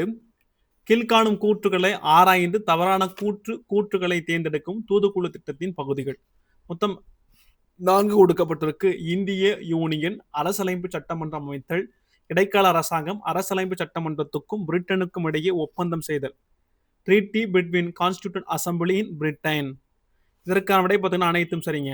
Indian union, union of India, அரசியலமைப்பு சட்டமன்றம் அமைத்தல், கம்போஸ் ஆஃப் கான்ஸ்டிடியூஷன் அசம்பிளி, இடைக்காலம் அரசாங்கம், இன்டீரியம் கவர்மெண்ட், அரசியலமைப்பு சட்டமன்றத்துக்கு பிரிட்டனுக்கும் இடையே ஒப்பந்தம் செய்தல். வினா 42. பின்வரும் சொற்றொடர்களில் எது எவை சரியானவை? இந்திய யூனியன். மொத்தம் 4 கொடுக்கப்பட்டிருக்கு. பிரிட்டிஷ் இந்திய மாநிலங்களையும் மன்னர் மாநிலங்களையும் உள்ளடக்கியதே இந்திய யூனியன் ஆகும். மத்திய அரசாங்கம் வெளியுறவு விவகாரங்கள், நாட்டு பாதுகாப்பு, செய்தி தொடர்பு ஆகிய 3 துறைகளை பற்றிய அதிகாரத்தை மட்டுமே கொண்டிருக்கும். மத்திய அரசாங்கத்துக்கு கொடுக்கப்பட்ட அதிகாரங்கள் தவிர எஞ்சிய அதிகாரங்கள் மாநிலங்களுக்கு வழங்கப்படும். இந்திய யூனியன் ஆட்சி துறையும் சட்டமன்றம் இந்திய மன்னர் மாநிலங்களின் பிரதிநிதிகளை கொண்டிருக்குன்னு சொல்றாங்க. இதற்கான விடை பார்த்தீங்கன்னா 1, 2, 3 மட்டுமே. 4 என்ன தவறாக கொடுக்கப்பட்டிருக்குன்னா பிரிட்டிஷ் இந்தியா, இந்திய யூனியன் அல்ல, பிரிட்டிஷ் இந்தியா. பிரிட்டிஷ் இந்திய மாநிலங்களையும் மன்னர் மாநிலங்களையும் உள்ளடக்கியது இந்திய யூனியன் ஆகும். மத்திய அரசாங்கம் வெளியுறவு விவகாரங்கள், நாட்டு பாதுகாப்பு, செய்தி தொடர்பு ஆகிய 3 துறைகளை பற்றிய அதிகாரத்தை மட்டுமே கொண்டிருக்கும். மத்திய அரசாங்கத்துக்கு கொடுக்கப்பட்ட அதிகாரங்கள் தவிர எஞ்சிய அதிகாரங்கள் மாநிலங்களுக்கு வழங்கப்படும். இந்திய யூனியன் ஆட்சித்துறையும் சட்டமன்றமும் இந்திய மற்றும் மன்னர் மாநிலங்கள் பிரதிநிதிகளை கொண்டிருக்கும். வினா 43. கீழ்காணும் கூற்றுகள் ஆராய்ந்து தவறான கூற்றுகளை தேர்ந்தெடுக்கவும். மொத்தம் 3 கூற்று கொடுக்கப்பட்டிருக்கு. மாநிலங்கள் 3 தொகுதிகளாக பிரிக்கப்படும். முதல் தொகுப்பில் சென்னை, பம்பாய், ஐக்கிய மாகாணம், மத்திய மாகாணம், ஒரிசா ஆகியவை இடம்பெறும். 2ஆம் தொகுப்பு பஞ்சாப், வடமேற்கு எல்லை மாகாணம், சிந்து ஆகிய மாநிலங்களை உள்ளடக்கியிருக்கும். 3வது தொகுப்பில் வங்காளமும் அசாமும் இடம்பெறும். ஒவ்வொரு தொகுப்பும் அதற்கு பொதுவான அதிகாரங்களை தீர்மானித்துக் கொள்ளும். 15 ஆண்டுகளுக்கு ஒருமுறை இந்திய யூனியன் மற்றும் மாநில தொகுப்புகளின் அரசியலமைப்பு சட்டங்களை மறுபரிசீலனை செய்து கொள்ளலாம்னு சொல்றாங்க. இதற்கான விடை பார்த்தீங்கன்னா 43க்கு 1, 2 சரி. 1, 2 சரியாக கொடுக்கப்பட்டிருக்கு. தவறு 3 என்ன கொடுக்கப்படும்? 15 ஆண்டுகள் கொடுக்கப்பட்டிருக்கு. 15 ஆண்டுகள் அல்ல, 10 ஆண்டுகள். மாநிலங்கள் 3 தொகுதிகளாக பிரிக்கப்படும். முதல் தொகுப்பில் சென்னை, பம்பாய், ஐக்கிய மாகாணம், மத்திய மாகாணம், ஒரிசா ஆகியவை இடம்பெறும். 2ஆம் தொகுப்பு பஞ்சாப், வடமேற்கு எல்லை மாகாணம், சிந்து ஆகிய மாநிலங்கள் உள்ளடக்கி இருக்கும். 3வது தொகுப்பில் வங்காளமும் அசாமும் இடம்பெறும். ஒவ்வொரு தொகுப்பும் அதற்கு பொதுவான அதிகாரங்களை தீர்மானித்துக் கொள்ளும். 10 ஆண்டுகளுக்கு ஒருமுறை இந்திய யூனியன் மற்றும் மாநில தொகுப்பின் அரசியலமைப்பு சட்டங்களை மறுபரிசீலனை செய்து கொள்ளலாம். 1, 2 சரி. 1, 2 சரியாக கொடுக்கப்பட்டிருக்கு. வினா 44. பின்வரும் சொற்றொடர்களில் எது எவை சரியானவை? அரசியலமைப்பு சட்டமன்றம். மொத்தம் 5 கொடுக்கப்பட்டிருக்கு. அரசியலமைப்பு சட்டமன்றம் 379 உறுப்பினர்களை கொண்டிருக்கும். ஒவ்வொரு மாகாணத்துக்கும் 1,00,000 பேருக்கு ஒரு பிரதிநிதி என்ற மக்கள் எண்ணிக்கைக்கு ஏற்ற விகிதச்சார் அடிப்படையில் இடங்கள் ஒதுக்கப்படும். ஒவ்வொரு மாகாண சட்டமன்றத்துக்கும் ஒவ்வொரு வகுப்பாரும் இந்துக்கள், முஸ்லிம்கள், சீக்கியர் போன்று தங்களுக்கு ஒதுக்கப்பட்ட இடங்களுக்கான பிரதிநிதிகளை தேர்ந்தெடுக்க வேண்டும். மத்திய மாகாண தேர்தல்கள் முடிந்த பின் அரசியலமைப்பு சட்டமன்றம் டெல்லியில் ஒரே அமைப்பாக கூடி அதன் தலைவரை தேர்ந்தெடுக்கும். யூனியன் அரசியலமைப்பு சட்டம் வரையப்பட்டு நடைமுறைக்கு வந்த பின் மாகாண தொகுப்புகளுக்கான அரசியலமைப்பு சட்டங்களை தீர்மானித்துக் கொள்ளலாம். அப்போது ஒரு மாகாணம் விரும்பினால் மற்றொரு தொகுப்புக்கு மாறி கொள்ளலாம்னு சொல்றாங்க. இதற்கான விடை பார்த்தீங்கன்னா கூற்று 1, 3, 4, 5 சரியா கொடுக்கப்பட்டிருக்கு. 1, 2 தவறா என்ன தவறா கொடுக்கப்பட்டிருக்குன்னா 379 என்று கொடுக்கப்பட்டிருக்கு. 379ல 389. 1 லட்சம் என்று கொடுக்கப்பட்டிருக்கு. 1 லட்சம் அல்ல, 10 லட்சம் 10 லட்சம் பேருக்கு. அரசியலமைப்பு சட்டமன்றம் 389 உறுப்பினர்களை கொண்டிருக்கும். ஒவ்வொரு மாகாணத்துக்கும் 10 லட்சம் பேருக்கு ஒரு பிரதிநிதி என்ற மக்கள் எண்ணிக்கைக்கு ஏற்றவாறு விகிதாச்சார அடிப்படையில் இடங்கள் ஒதுக்கப்படும். ஒவ்வொரு மாகாண சட்டமன்றத்துக்கும் ஒவ்வொரு வகுப்பாரும் இந்துக்கள், முஸ்லிம்கள், சீக்கியர் போன்று தங்களுக்கு ஒதுக்கப்பட்ட இடங்களுக்கான பிரதிநிதிகளை தேர்ந்தெடுக்க வேண்டும். மத்திய மாகாண தேர்தல் முடிந்த பின் அரசியலமைப்பு சட்டமன்றம் டெல்லியில் ஒரே அமைப்பாக கூடி அதனுடைய தலைவராக தேர்ந்தெடுக்கும். யூனியன் அரசியலமைப்பு சட்டம் வரையப்பட்டு நடைமுறைக்கு வந்த பின் மாகாண தொகுப்புகளான அரசியலமைப்பு சட்டங்களை தீர்மானித்துக் கொள்ளலாம். அப்போது ஒரு மாகாணம் விரும்பினால் மற்றொரு தொகுப்பாக்கு மாறிக்கொள்ளலாம். வினா 45. பின்வரும் கூற்றுகள்ல எது சரியானது? அரசியலமைப்பு மொத்தம் 3 கூற்று கொடுக்கப்பட்டிருக்கு. அரசியலமைப்பு சட்டமன்றம் இறையாண்மை அமைப்பு அல்ல. இது அமைச்சரவை தூதுக்குழு திட்ட வரம்புக்குட்பட்டே செயல்பட வேண்டும். இந்துக்கள் மற்றும் முஸ்லிம்களின் பிரதிநிதிகளின் பெரும்பான்மையினரின் ஒப்புதலின்றி அரசியலமைப்பு சட்டத்தை திருத்தவோ அல்லது வகுப்புவாத பிரச்சனைகளுக்கு தீர்வு காணவோ கூடாதுன்னு சொல்றாங்க. அனைத்தும் சரியா கொடுக்கப்பட்டிருக்கு. அரசியலமைப்பு சட்டமன்றம் இறையாண்மை அமைப்பு அல்ல. இது அமைச்சரவை தூதுக்குழு திட்ட வரம்புக்குட்பட்டே செயல்பட வேண்டும். இந்துக்கள் மற்றும் முஸ்லிம்களின் பிரதிநிதிகளின் பெரும்பான்மையினரின் ஒப்புதலின்றி அரசியலமைப்பு சட்டத்தை திருத்தவோ அல்லது வகுப்புவாத பிரச்சனைக்கு தீர்வு காணவோ கூடாது. வினா 46. பின்வரும் சொற்றொடர்களில் எவை சரியானவை? இடைக்கால அரசாங்கம் மொத்தம் பார்த்தீங்கன்னா 4 கூற்று கொடுக்கப்பட்டிருக்கு. புதிய அரசியலமைப்பு சட்டம் வரையப்படும் வரை இடைக்கால அரசாங்கம் நாட்டு நிர்வாகத்தை கவனித்துக் கொள்ளும். யுத்த அமைச்சர் பொறுப்பு அனைத்து அதிகாரங்களும் மக்கள் ஆதரவு பெற்ற இந்திய தலைவர்களிடம் ஒப்படைக்கப்படும். இடைக்கால அரசாங்கத்தை அனைத்து பெரிய கட்சிகளும் ஆதரிக்க வேண்டும். இந்தியாவுக்கு அதிகாரத்தை மாற்றிக் கொடுக்கவும் இடைக்கால அரசு செவ்வென செயல்படவும் பிரிட்டிஷ் அரசாங்கம் முழு ஒத்துழைப்பு கொடுக்குன்னு சொல்றாங்க. இதற்கான விடை பார்த்தீங்கன்னா அனைத்தும் சரியா கொடுக்கப்பட்டிருக்கு. அனைத்தும் சரி. புதிய அரசியலமைப்பு சட்டம் வரையப்படும் வரை இடைக்கால அரசாங்கம் நாட்டு நிர்வாகத்தை கவனித்துக் கொள்ளும். யுத்த அமைச்சர்கள் பொறுப்பு உட்பட அனைத்து அதிகாரங்கள் மக்கள் ஆதரவு பெற்ற இந்திய தலைவரிடம் ஒப்படைக்கப்படும். இடைக்கால அரசாங்கத்தை அனைத்து பெரிய கட்சிகளும் ஆதரிக்க வேண்டும். இந்தியாவுக்கு அதிகாரத்தை மாற்றிக் கொடுக்கவும் இடைக்கால அரசு செவ்வென செயல்படவும் பிரிட்டிஷ் அரசாங்கம் முழு ஒத்துழைப்பை கொடுக்கும். வினா 47. கீழ்காணும் கூற்றுகளை ஆராய்ந்து சரியான கூற்றுகளை தேர்ந்தெடுக்கும் மொத்தம் ஒப்பந்தம் கொடுக்கப்பட்டிருக்கு. இந்திய அரசியலமைப்பு சட்டமன்றமும் பிரிட்டனும் அதிகார பரிமாற்றம் மற்றும் இந்திய பிரிட்டன் தொடர்பு பற்றிய அனைத்து விவகாரங்கள் பற்றியும் சமரச பேச்சு நடத்துவது பற்றி ஒப்பந்தம் செய்து கொள்ளலாம். அதிகார பரிமாற்றத்துக்கு பின் இந்தியாவின் மீது இருந்த பிரிட்டிஷ் மேலாதிக்கம் முற்றிலும் விலக்கிக் கொள்ளப்படாமையால் இந்திய காமன்வெல்த் அமைப்பிலிருந்து விலக்கிக் கொள்ளாது என்ற அமைச்சரவை தூதுக்குழு நம்பிக்கை தெரிவித்தது. இதற்கான விடை பார்த்தீங்கன்னா 1, 2 சரியா கொடுக்கப்பட்டிருக்கு. இந்திய அரசியலமைப்பு சட்டமன்றம் பிரிட்டனும் அதிகார பரிமாற்றம் மற்றும் இந்திய பிரிட்டன் தொடர்பு பற்றி அனைத்து விவகாரங்கள் பற்றியும் சமரச பேச்சு நடத்துவது பற்றி ஒப்பந்தம் செய்து கொள்ளலாம். அதிகார பரிமாற்றத்துக்கு பின் இந்தியாவின் மீது இருந்த பிரிட்டிஷ் மேலாதிக்கம் முற்றிலும் விலக்கிக் கொள்ளப்படாமையால் இந்தியா காமன்வெல்த் அமைப்பிலிருந்து விலக்கிக் கொள்வது என்று அமைச்சரவை தூதுக்குழு தெரிவித்தது.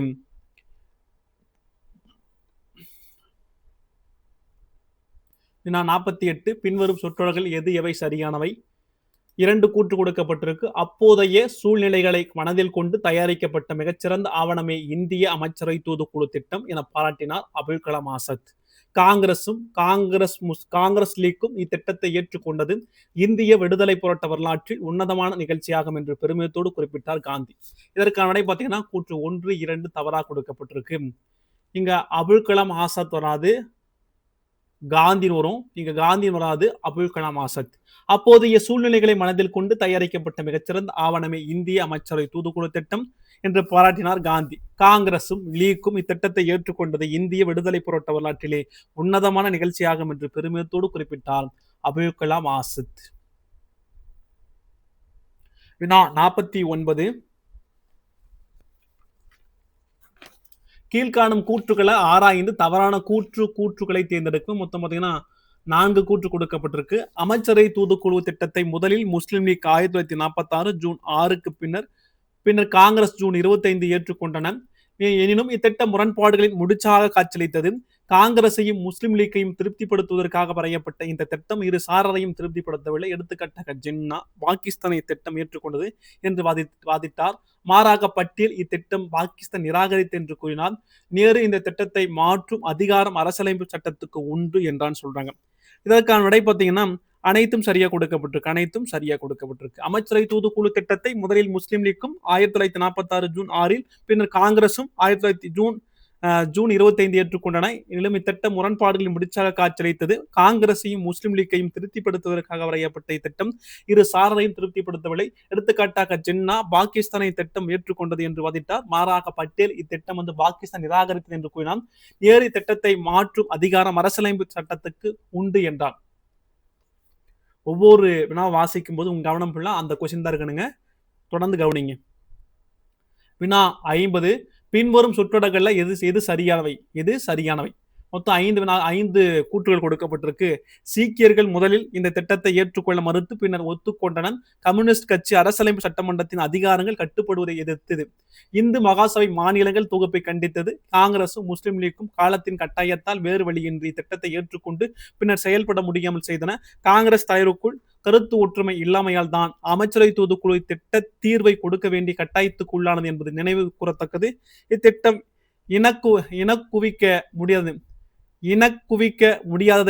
இணக்குவிக்க முயன்றது என்று கூறுகிறார் ஜின்னா. இருப்பினும் நாட்டு பிரிவினை நிராகரித்தது ஒன்றுபட்ட ஐக்கிய இந்தியாவை மையப்படுத்தி வரையப்பட்ட இந்தியாவுக்கு ஏற்ற கூட்டாட்சி அரசியலமைப்பு திட்டத்துக்கான முடிவே திட்டம் என்பதிலே ஐயமில்லை. இதற்கான வேணா பாத்தீங்கன்னா சி 1, 2, 3, 5 மட்டும் சொல்றாங்க. அப்ப 4 என்ன தவறுனா ஜின்னாலிங்க பிபின் சந்திரா. சீக்கியர்கள் முதலில் இந்த திட்டத்தை ஏற்றுக்கொள்ள மறுத்து பின்னர் ஒத்துக்கொண்டனர். கம்யூனிஸ்ட் கட்சி அரசியலமைப்பு சட்டமன்றத்தின் அதிகாரங்கள் கட்டுப்படுவதை எதிர்த்தது.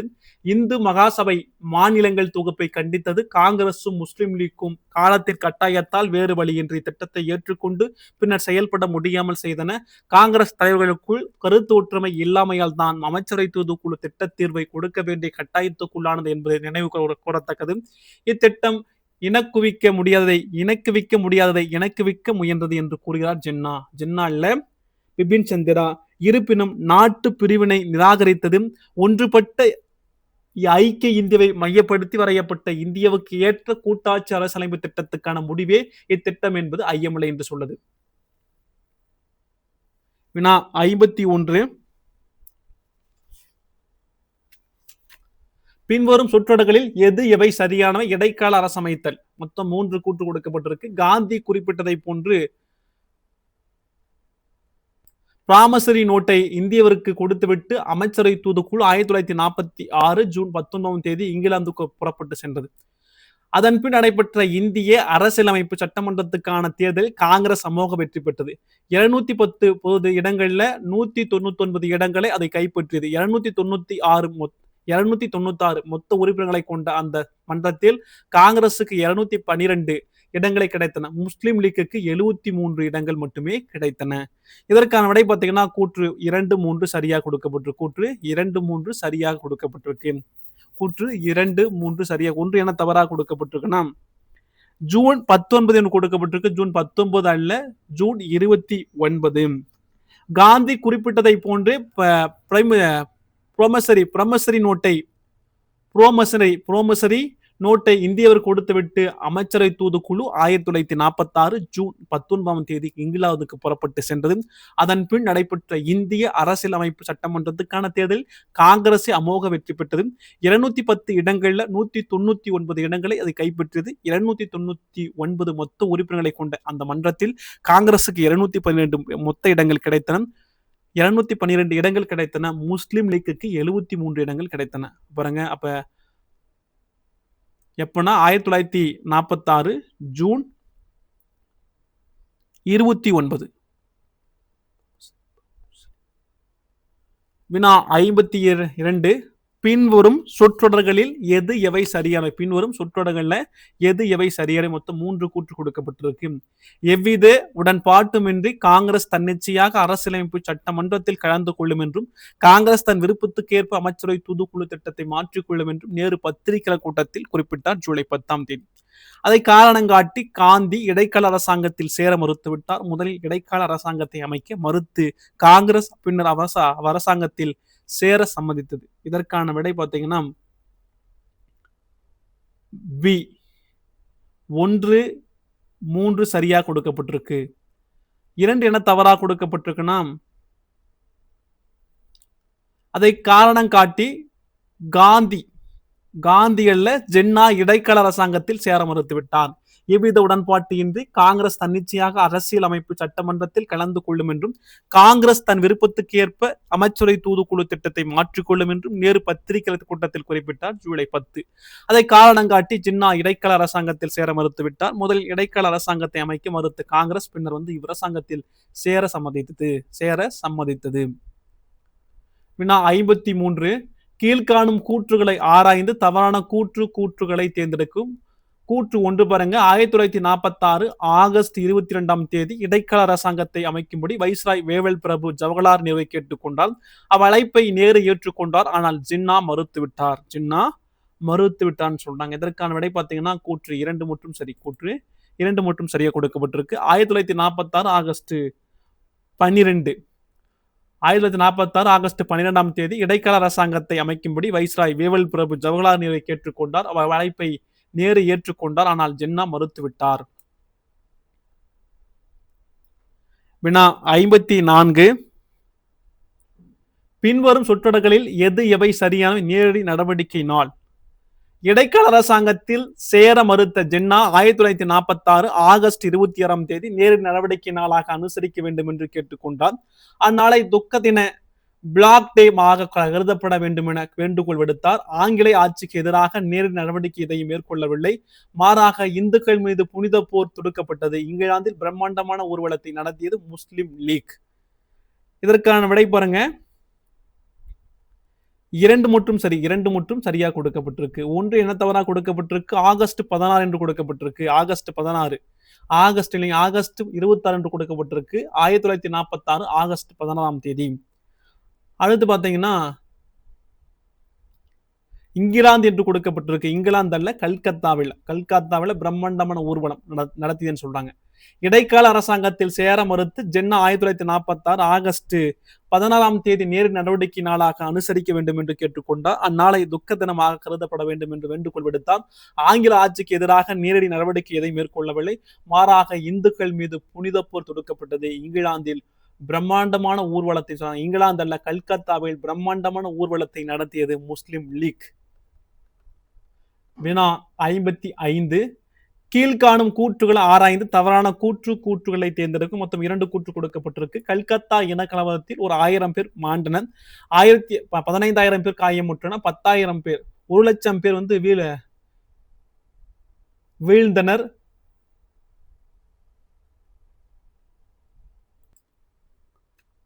கலவரம் நவகாளி, திப்ரே போன்ற கிழக்கு வங்காள நகரங்களுக்கும் பரவியது. அங்கிருந்து சிறுபான்மை இந்துக்கள் சொல்லென துன்பங்களுக்கு உள்ளாயினர். இதற்கான விடை பார்த்தீங்கன்னா கூற்று 2 மட்டும் சரியா கொடுக்கப்பட்டிருக்கு. 1 என்ன தவறா கொடுக்கப்பட்டிருக்குன்னா, இங்க 1000 பேர்னு சொல்றாங்க, மாண்டனர். 1000 பேர் அல்ல, 10,000 பேர். கல்கத்தா இன கலவரத்தில் 10,000 பேர் மாண்டனர். 15,000 பேர் காயமுற்றனர். 1 லட்சம் பேர் வீழ்ந்தனர். கலவரம் நவகாளி, திப்பெரா போன்ற கிழக்கு வங்காள நகரங்களுக்கும் பரவியது. அங்கிருந்த சிறுபான்மை இந்துக்கள் சொல்லென துன்பங்களுக்கு உள்ளாயினர்.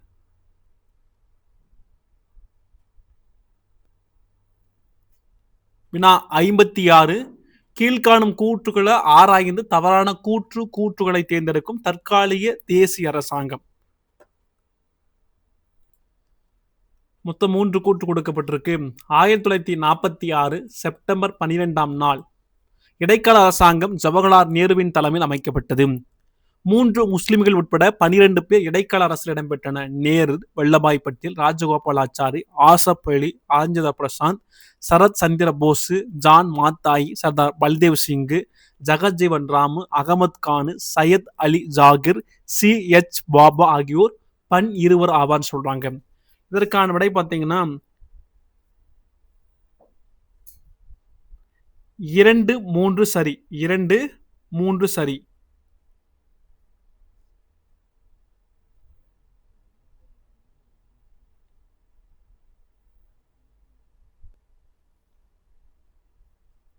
இதற்கான 2, 3 சரிங்க. 2, 3 சரியா கொடுக்கப்பட்டிருக்கு. நீங்க ஆப்ஷன் இல்ல புக் பண்ணும்போது ஆப்ஷன் வந்துடும். 2, 3 சரியா கொடுக்கப்பட்டிருக்கு. 1 தவறா கொடுக்கப்பட்டிருக்கு. இடைக்கால அரசாங்கம் பார்த்தீங்கன்னா செப்டம்பர் 1946 செப்டம்பர் 2ஆம் நாள் இடைக்கால அரசாங்கம் ஜவஹர்லால் நேரு தலைமையில் அமைக்கப்பட்டது. 1946 செப்டம்பர் 2ஆம் நாள் இடைக்கால அரசாங்கம் ஜவஹர்லால் நேரு தலைமையில் அமைக்கப்பட்டது. 3 முஸ்லிம் உட்பட 12 பேர் இடைக்கால அரசில் இடம்பெற்றன. நேரு, வல்லபாய் பட்டேல், ராஜகோபாலாச்சாரி, ஆசப் அலி, ராஜேந்திர பிரசாந்த், சரத் சந்திர போஸ், ஜான் மாத்தாய், சர்தார் பல்தேவ் சிங், ஜகஜீவன் ராமு, அகமது கான், சையத் அலி ஜாகிர், CH பாபா ஆகியோர் இருவர் ஆவார்னு சொல்றாங்க. 57 பின்வரும் சொற்றொடர்கள்ல எது எவை சரியானவை? எது எவை சரியானவை? மொத்தம் 5 கூற்று கொடுக்கப்பட்டிருக்கு. இந்த இடைக்கால அரசை தற்காலிக தேசிய அரசாங்கம் என்று அழைத்தார் பிபின் சந்திரா. இவ்விடைக்கால அரசாங்க அமைப்பு முஸ்லிம் லீக்கின் மீதும் முஸ்லிம் இந்துவின் மீதும் விழுந்த இடி என்றார் ஜின்னா. நேருவும் வேலுவும் ஜின்னாவோடு பேச்சுவார்த்தை நடத்தி இடைக்கால அரசோடு ஒத்துழைக்க வேண்டுமாய் கேட்டுக்கொண்டார். முஸ்லிம் லீக் இடைக்கால அரசில் இடம்பெற பிபின் சந்திரா சம்மதித்தார். அக்டோபர் 15. லியாகத் அலிகான், ஐ சுந்தரிக்கர், அப்துல் ராஃப் நிஸ்டார், காஸ்பயர் அலிகான், JM மண்டல் ஆகிய ஐவரும் இடைக்கால அரசில் இடம்பெற்ற முஸ்லிம் லீக்கால் நியமிக்கப்பட்டனர். இவர்களும் சேர்ந்து இடைக்கால அரசு திருத்தி அமைக்கப்பட்டது. அக்டோபர் 24 ஒரு வழியாக காங்கிரஸ் லீக்கும் சேர்ந்து இடைக்கால அரசை அமைத்தன. இதற்கான விடை பார்த்தீங்கன்னா C 2, 4, 5 மட்டுமே. 2, 4, 5 மட்டுமே சொல்லுவோம். 2, 4, 5 மட்டுமே சொல்லக்கூடிய ஒன்று. இந்த இடைக்கால அரசை தற்காலிக தேசிய அரசாங்கமாக என்று அழைத்தார் யாரும் பார்த்தீங்கன்னா பட்டாபி சீதாராமையா. இவ்விடைக்கால அரசாங்கம் அமைப்பு முஸ்லிம் லீக்கின் மீதும் முஸ்லிம் இந்துவின் மீதும் விழுந்த இடி என்றார் ஜின்னா. நேருவும் வேபிலும் ஜின்னாவோடு பேச்சுவார்த்தை நடத்தி இடைக்கால அரசோடு ஒத்துழைக்க வேண்டுமாய் கேட்டுக்கொண்டார். முஸ்லிம் லீக் இடைக்கால அரசில் இடம்பெற பிபின் சந்திரா இல்ல ஜின்னா சம்மதம் தெரிவித்தார். அக்டோபர் 15. லியாகத் அலிகான், ஐ சுந்தரிக்கர், அப்துல் ராஃப் நிஸ்டார், காஸ்பயர் அலிகான், JM மண்டல் ஆகிய ஐவரும் இடைக்கால அரசில் இடம்பெற முஸ்லிம் லீக்கால் நியமிக்கப்பட்டன.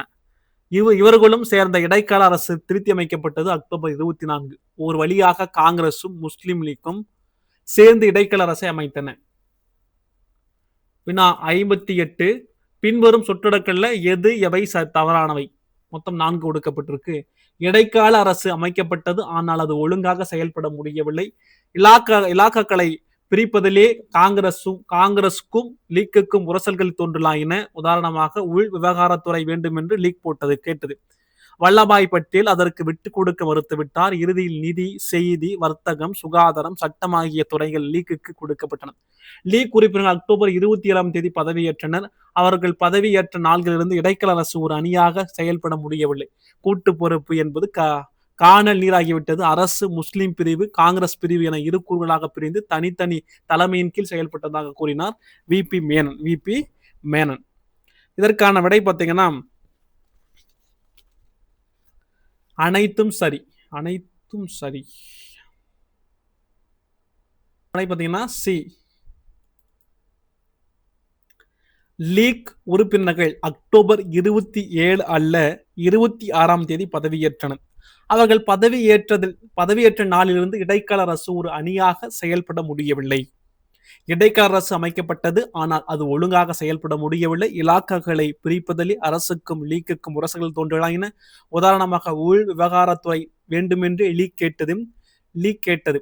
வல்லபாய் பட்டேல் அதற்கு விட்டுக் கொடுக்க மறுத்துவிட்டார். இறுதியில் நிதி, செய்தி, வர்த்தகம், சுகாதாரம், சட்டம் ஆகிய துறைகள் லீக்குக்கு கொடுக்கப்பட்டன. லீக் உறுப்பினர்கள் அக்டோபர் 27 அல்ல 26 பதவியேற்றனர்.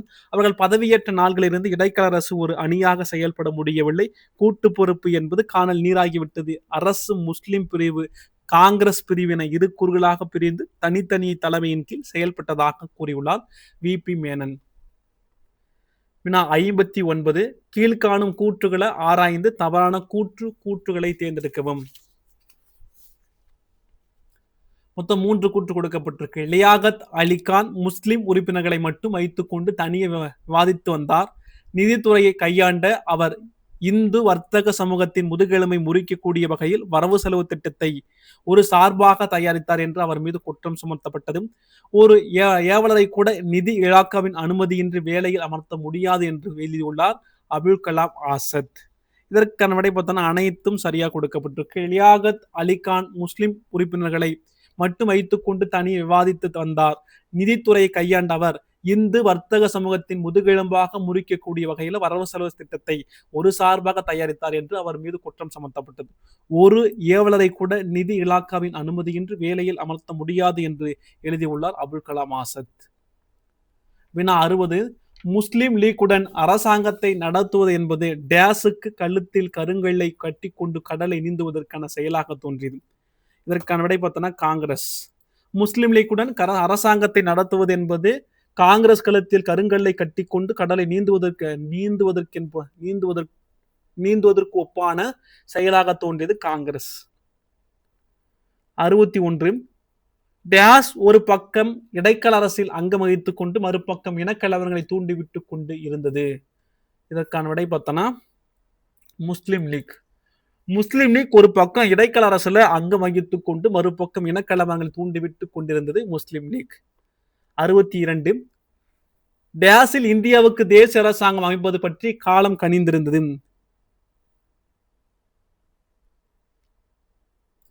இதற்கான விடை 1946. 1946 இந்தியாவுக்கு தேசிய அரசாங்கம் அமைப்பது பற்றிய காலம் கனிந்திருந்தது.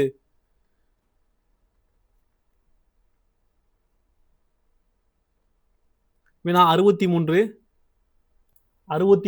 பின்வரும் சொற்றொடர்களில் எது எவை தவறானவை? இடைக்கால அரசாங்கத்தின் தோல்வி. மொத்தம் 4 கொடுக்கப்பட்டிருக்கு. இந்தியாவில் உள்நாட்டு போரை தவிர்ப்பதற்காக பட்டாபி சீதாராமையா முஸ்லிம் லீக் இடைக்கால அரசாங்கத்தில் சேர்க்க சம்மதிக்க வைத்தார் 1946 அக்டோபர் 26. ஆனால் முஸ்லிம் லீக் இடைக்கால அரசாங்கத்தில் சேர்ந்து அதை அரசியல் ரீதியான உள்நாட்டு போருக்கான களமாக பயன்படுத்தியது. இடைக்கால அரசாங்கம் கூட்டணி ஆட்சி எவ்வாறு செயல்படக்கூடாது என்பதற்கான முன் உதாரணமாக இருந்தது. நோய் நாடி நோய் முதல் நாடி அதை தணிக்கும் வாய் நாடி வாய்ப்ப செய்யாமல் ஏற்பட்ட விளைவே இடைக்கால அரசாங்கத்தினுடைய தோல்வியாகும் சொல்றாங்க. இதற்கான விடை பார்த்தீங்கன்னா ஏ.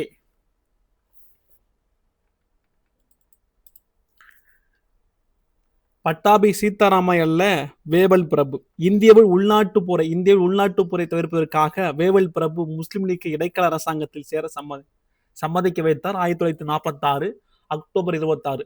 ஆனால் முஸ்லிம் லீக் இடைக்கால அரசாங்கத்தில் சேர்ந்து அதை அரசியல் ரீதியாக உள்நாட்டு போருக்கான களமாக பயன்படுத்தியது. இடைக்கால அரசாங்கம் கூட்டணி ஆட்சி எவ்வாறு செயல்படக்கூடாது என்பதற்கான முன்னுதாரணமாக இருந்தது. நோய் நாடி நோய் முதல் நாடி அதை தணிக்கும் வாய் நாடி வாய்ப்ப செய்யாமல் ஏற்பட்ட விளைவே இடைக்கால அரசாங்கத்தின் தோல்வியாகும். 64. பின்வரும் நிகழ்வுகளை கால வரிசைப்படி வரிசைப்படுத்துக. 4 திட்டம் கொடுக்கப்பட்டிருக்கு. ராஜாஜி திட்டம் எப்ப? காந்தி உண்ணாவிரதம், தேசாய் லியாகத் உடன்பாடு, வேவல் திட்டம். இதற்கான விடை பார்த்தோன்னா 2, 1, 3, 4. அப்ப 2 காந்தி உண்ணாவிரதம் செய்யறாரு எப்போ? 1943. 1943 ஒரு 21 நாட்கள். அடுத்து என்ன பண்றாங்க? 3 பார்த்தோன்னா இந்த பேச்சுவார்த்தை நடத்துறாங்க. 3 பார்த்தீங்கன்னா 1 ராஜாஜி திட்டம். காந்தி உண்ணாவதுக்கு அடுத்து வந்தனா ராஜாஜி திட்டம் ஈடுபடுது 1944. அதன் பிறகு பார்த்தோன்னா தேசாயும் லியாகத் உடன்பாடு 1945. வேவல் திட்டம் 1945 ஜூலை 4. மீண்டும் சொல்ற பாருங்க. ஃபர்ஸ்ட் காந்தி உண்ணாவிரதம் 1943, ராஜாஜி திட்டம் 1944, தேசாய் லியாகத் உடன்பாடு 1945, வேவல் திட்டம் 1945 ஜூலை 14.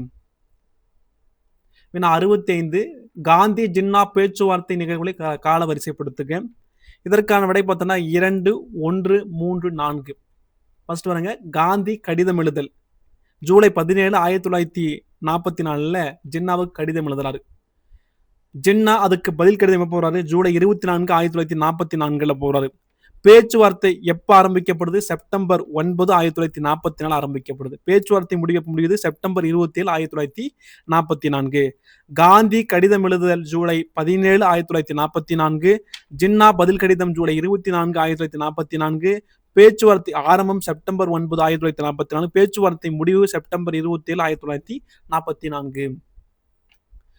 சிம்லா மாநாடு தொடர்பான நிகழ்வுகளை வரிசைப்படுத்துக. சிம்லா மாநாடு தொடர்பான நிகழ்வுகளை வரிசைப்படுத்துக.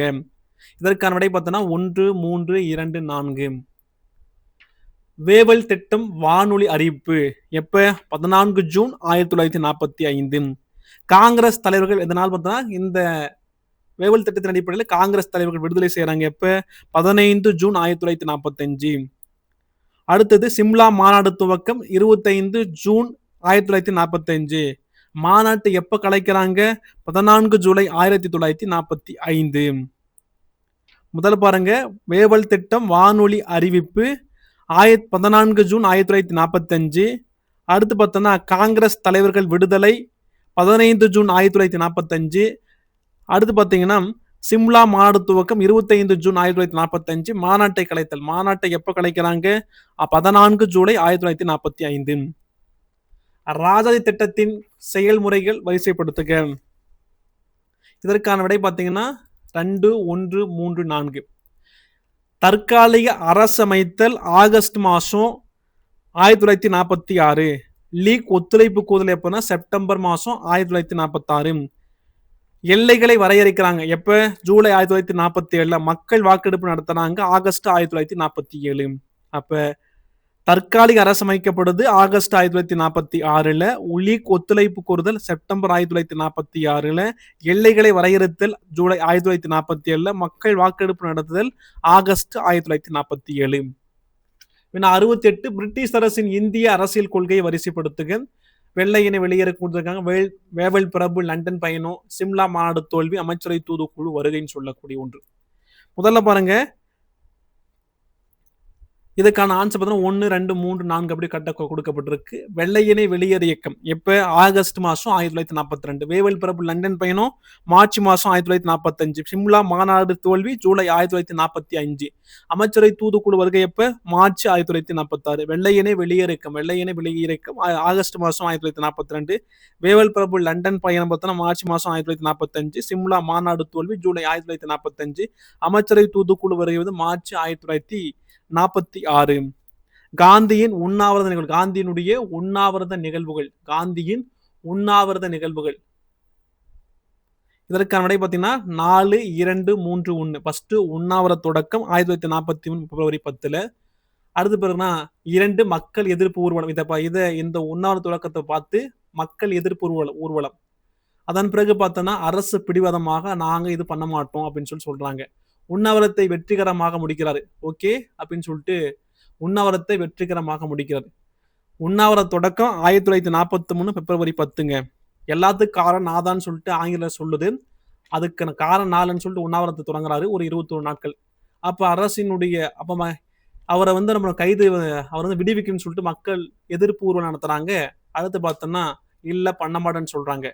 அந்த உண்ணாவிரத்தின் காரணமாக அவருக்கு உடல்நிலைக்கு குன்றி போயிடும். அதனால பார்த்தோம்னா உண்ணாவிரத்தை வெற்றிகரமாக முடித்து வெளியேற்றுவாங்க.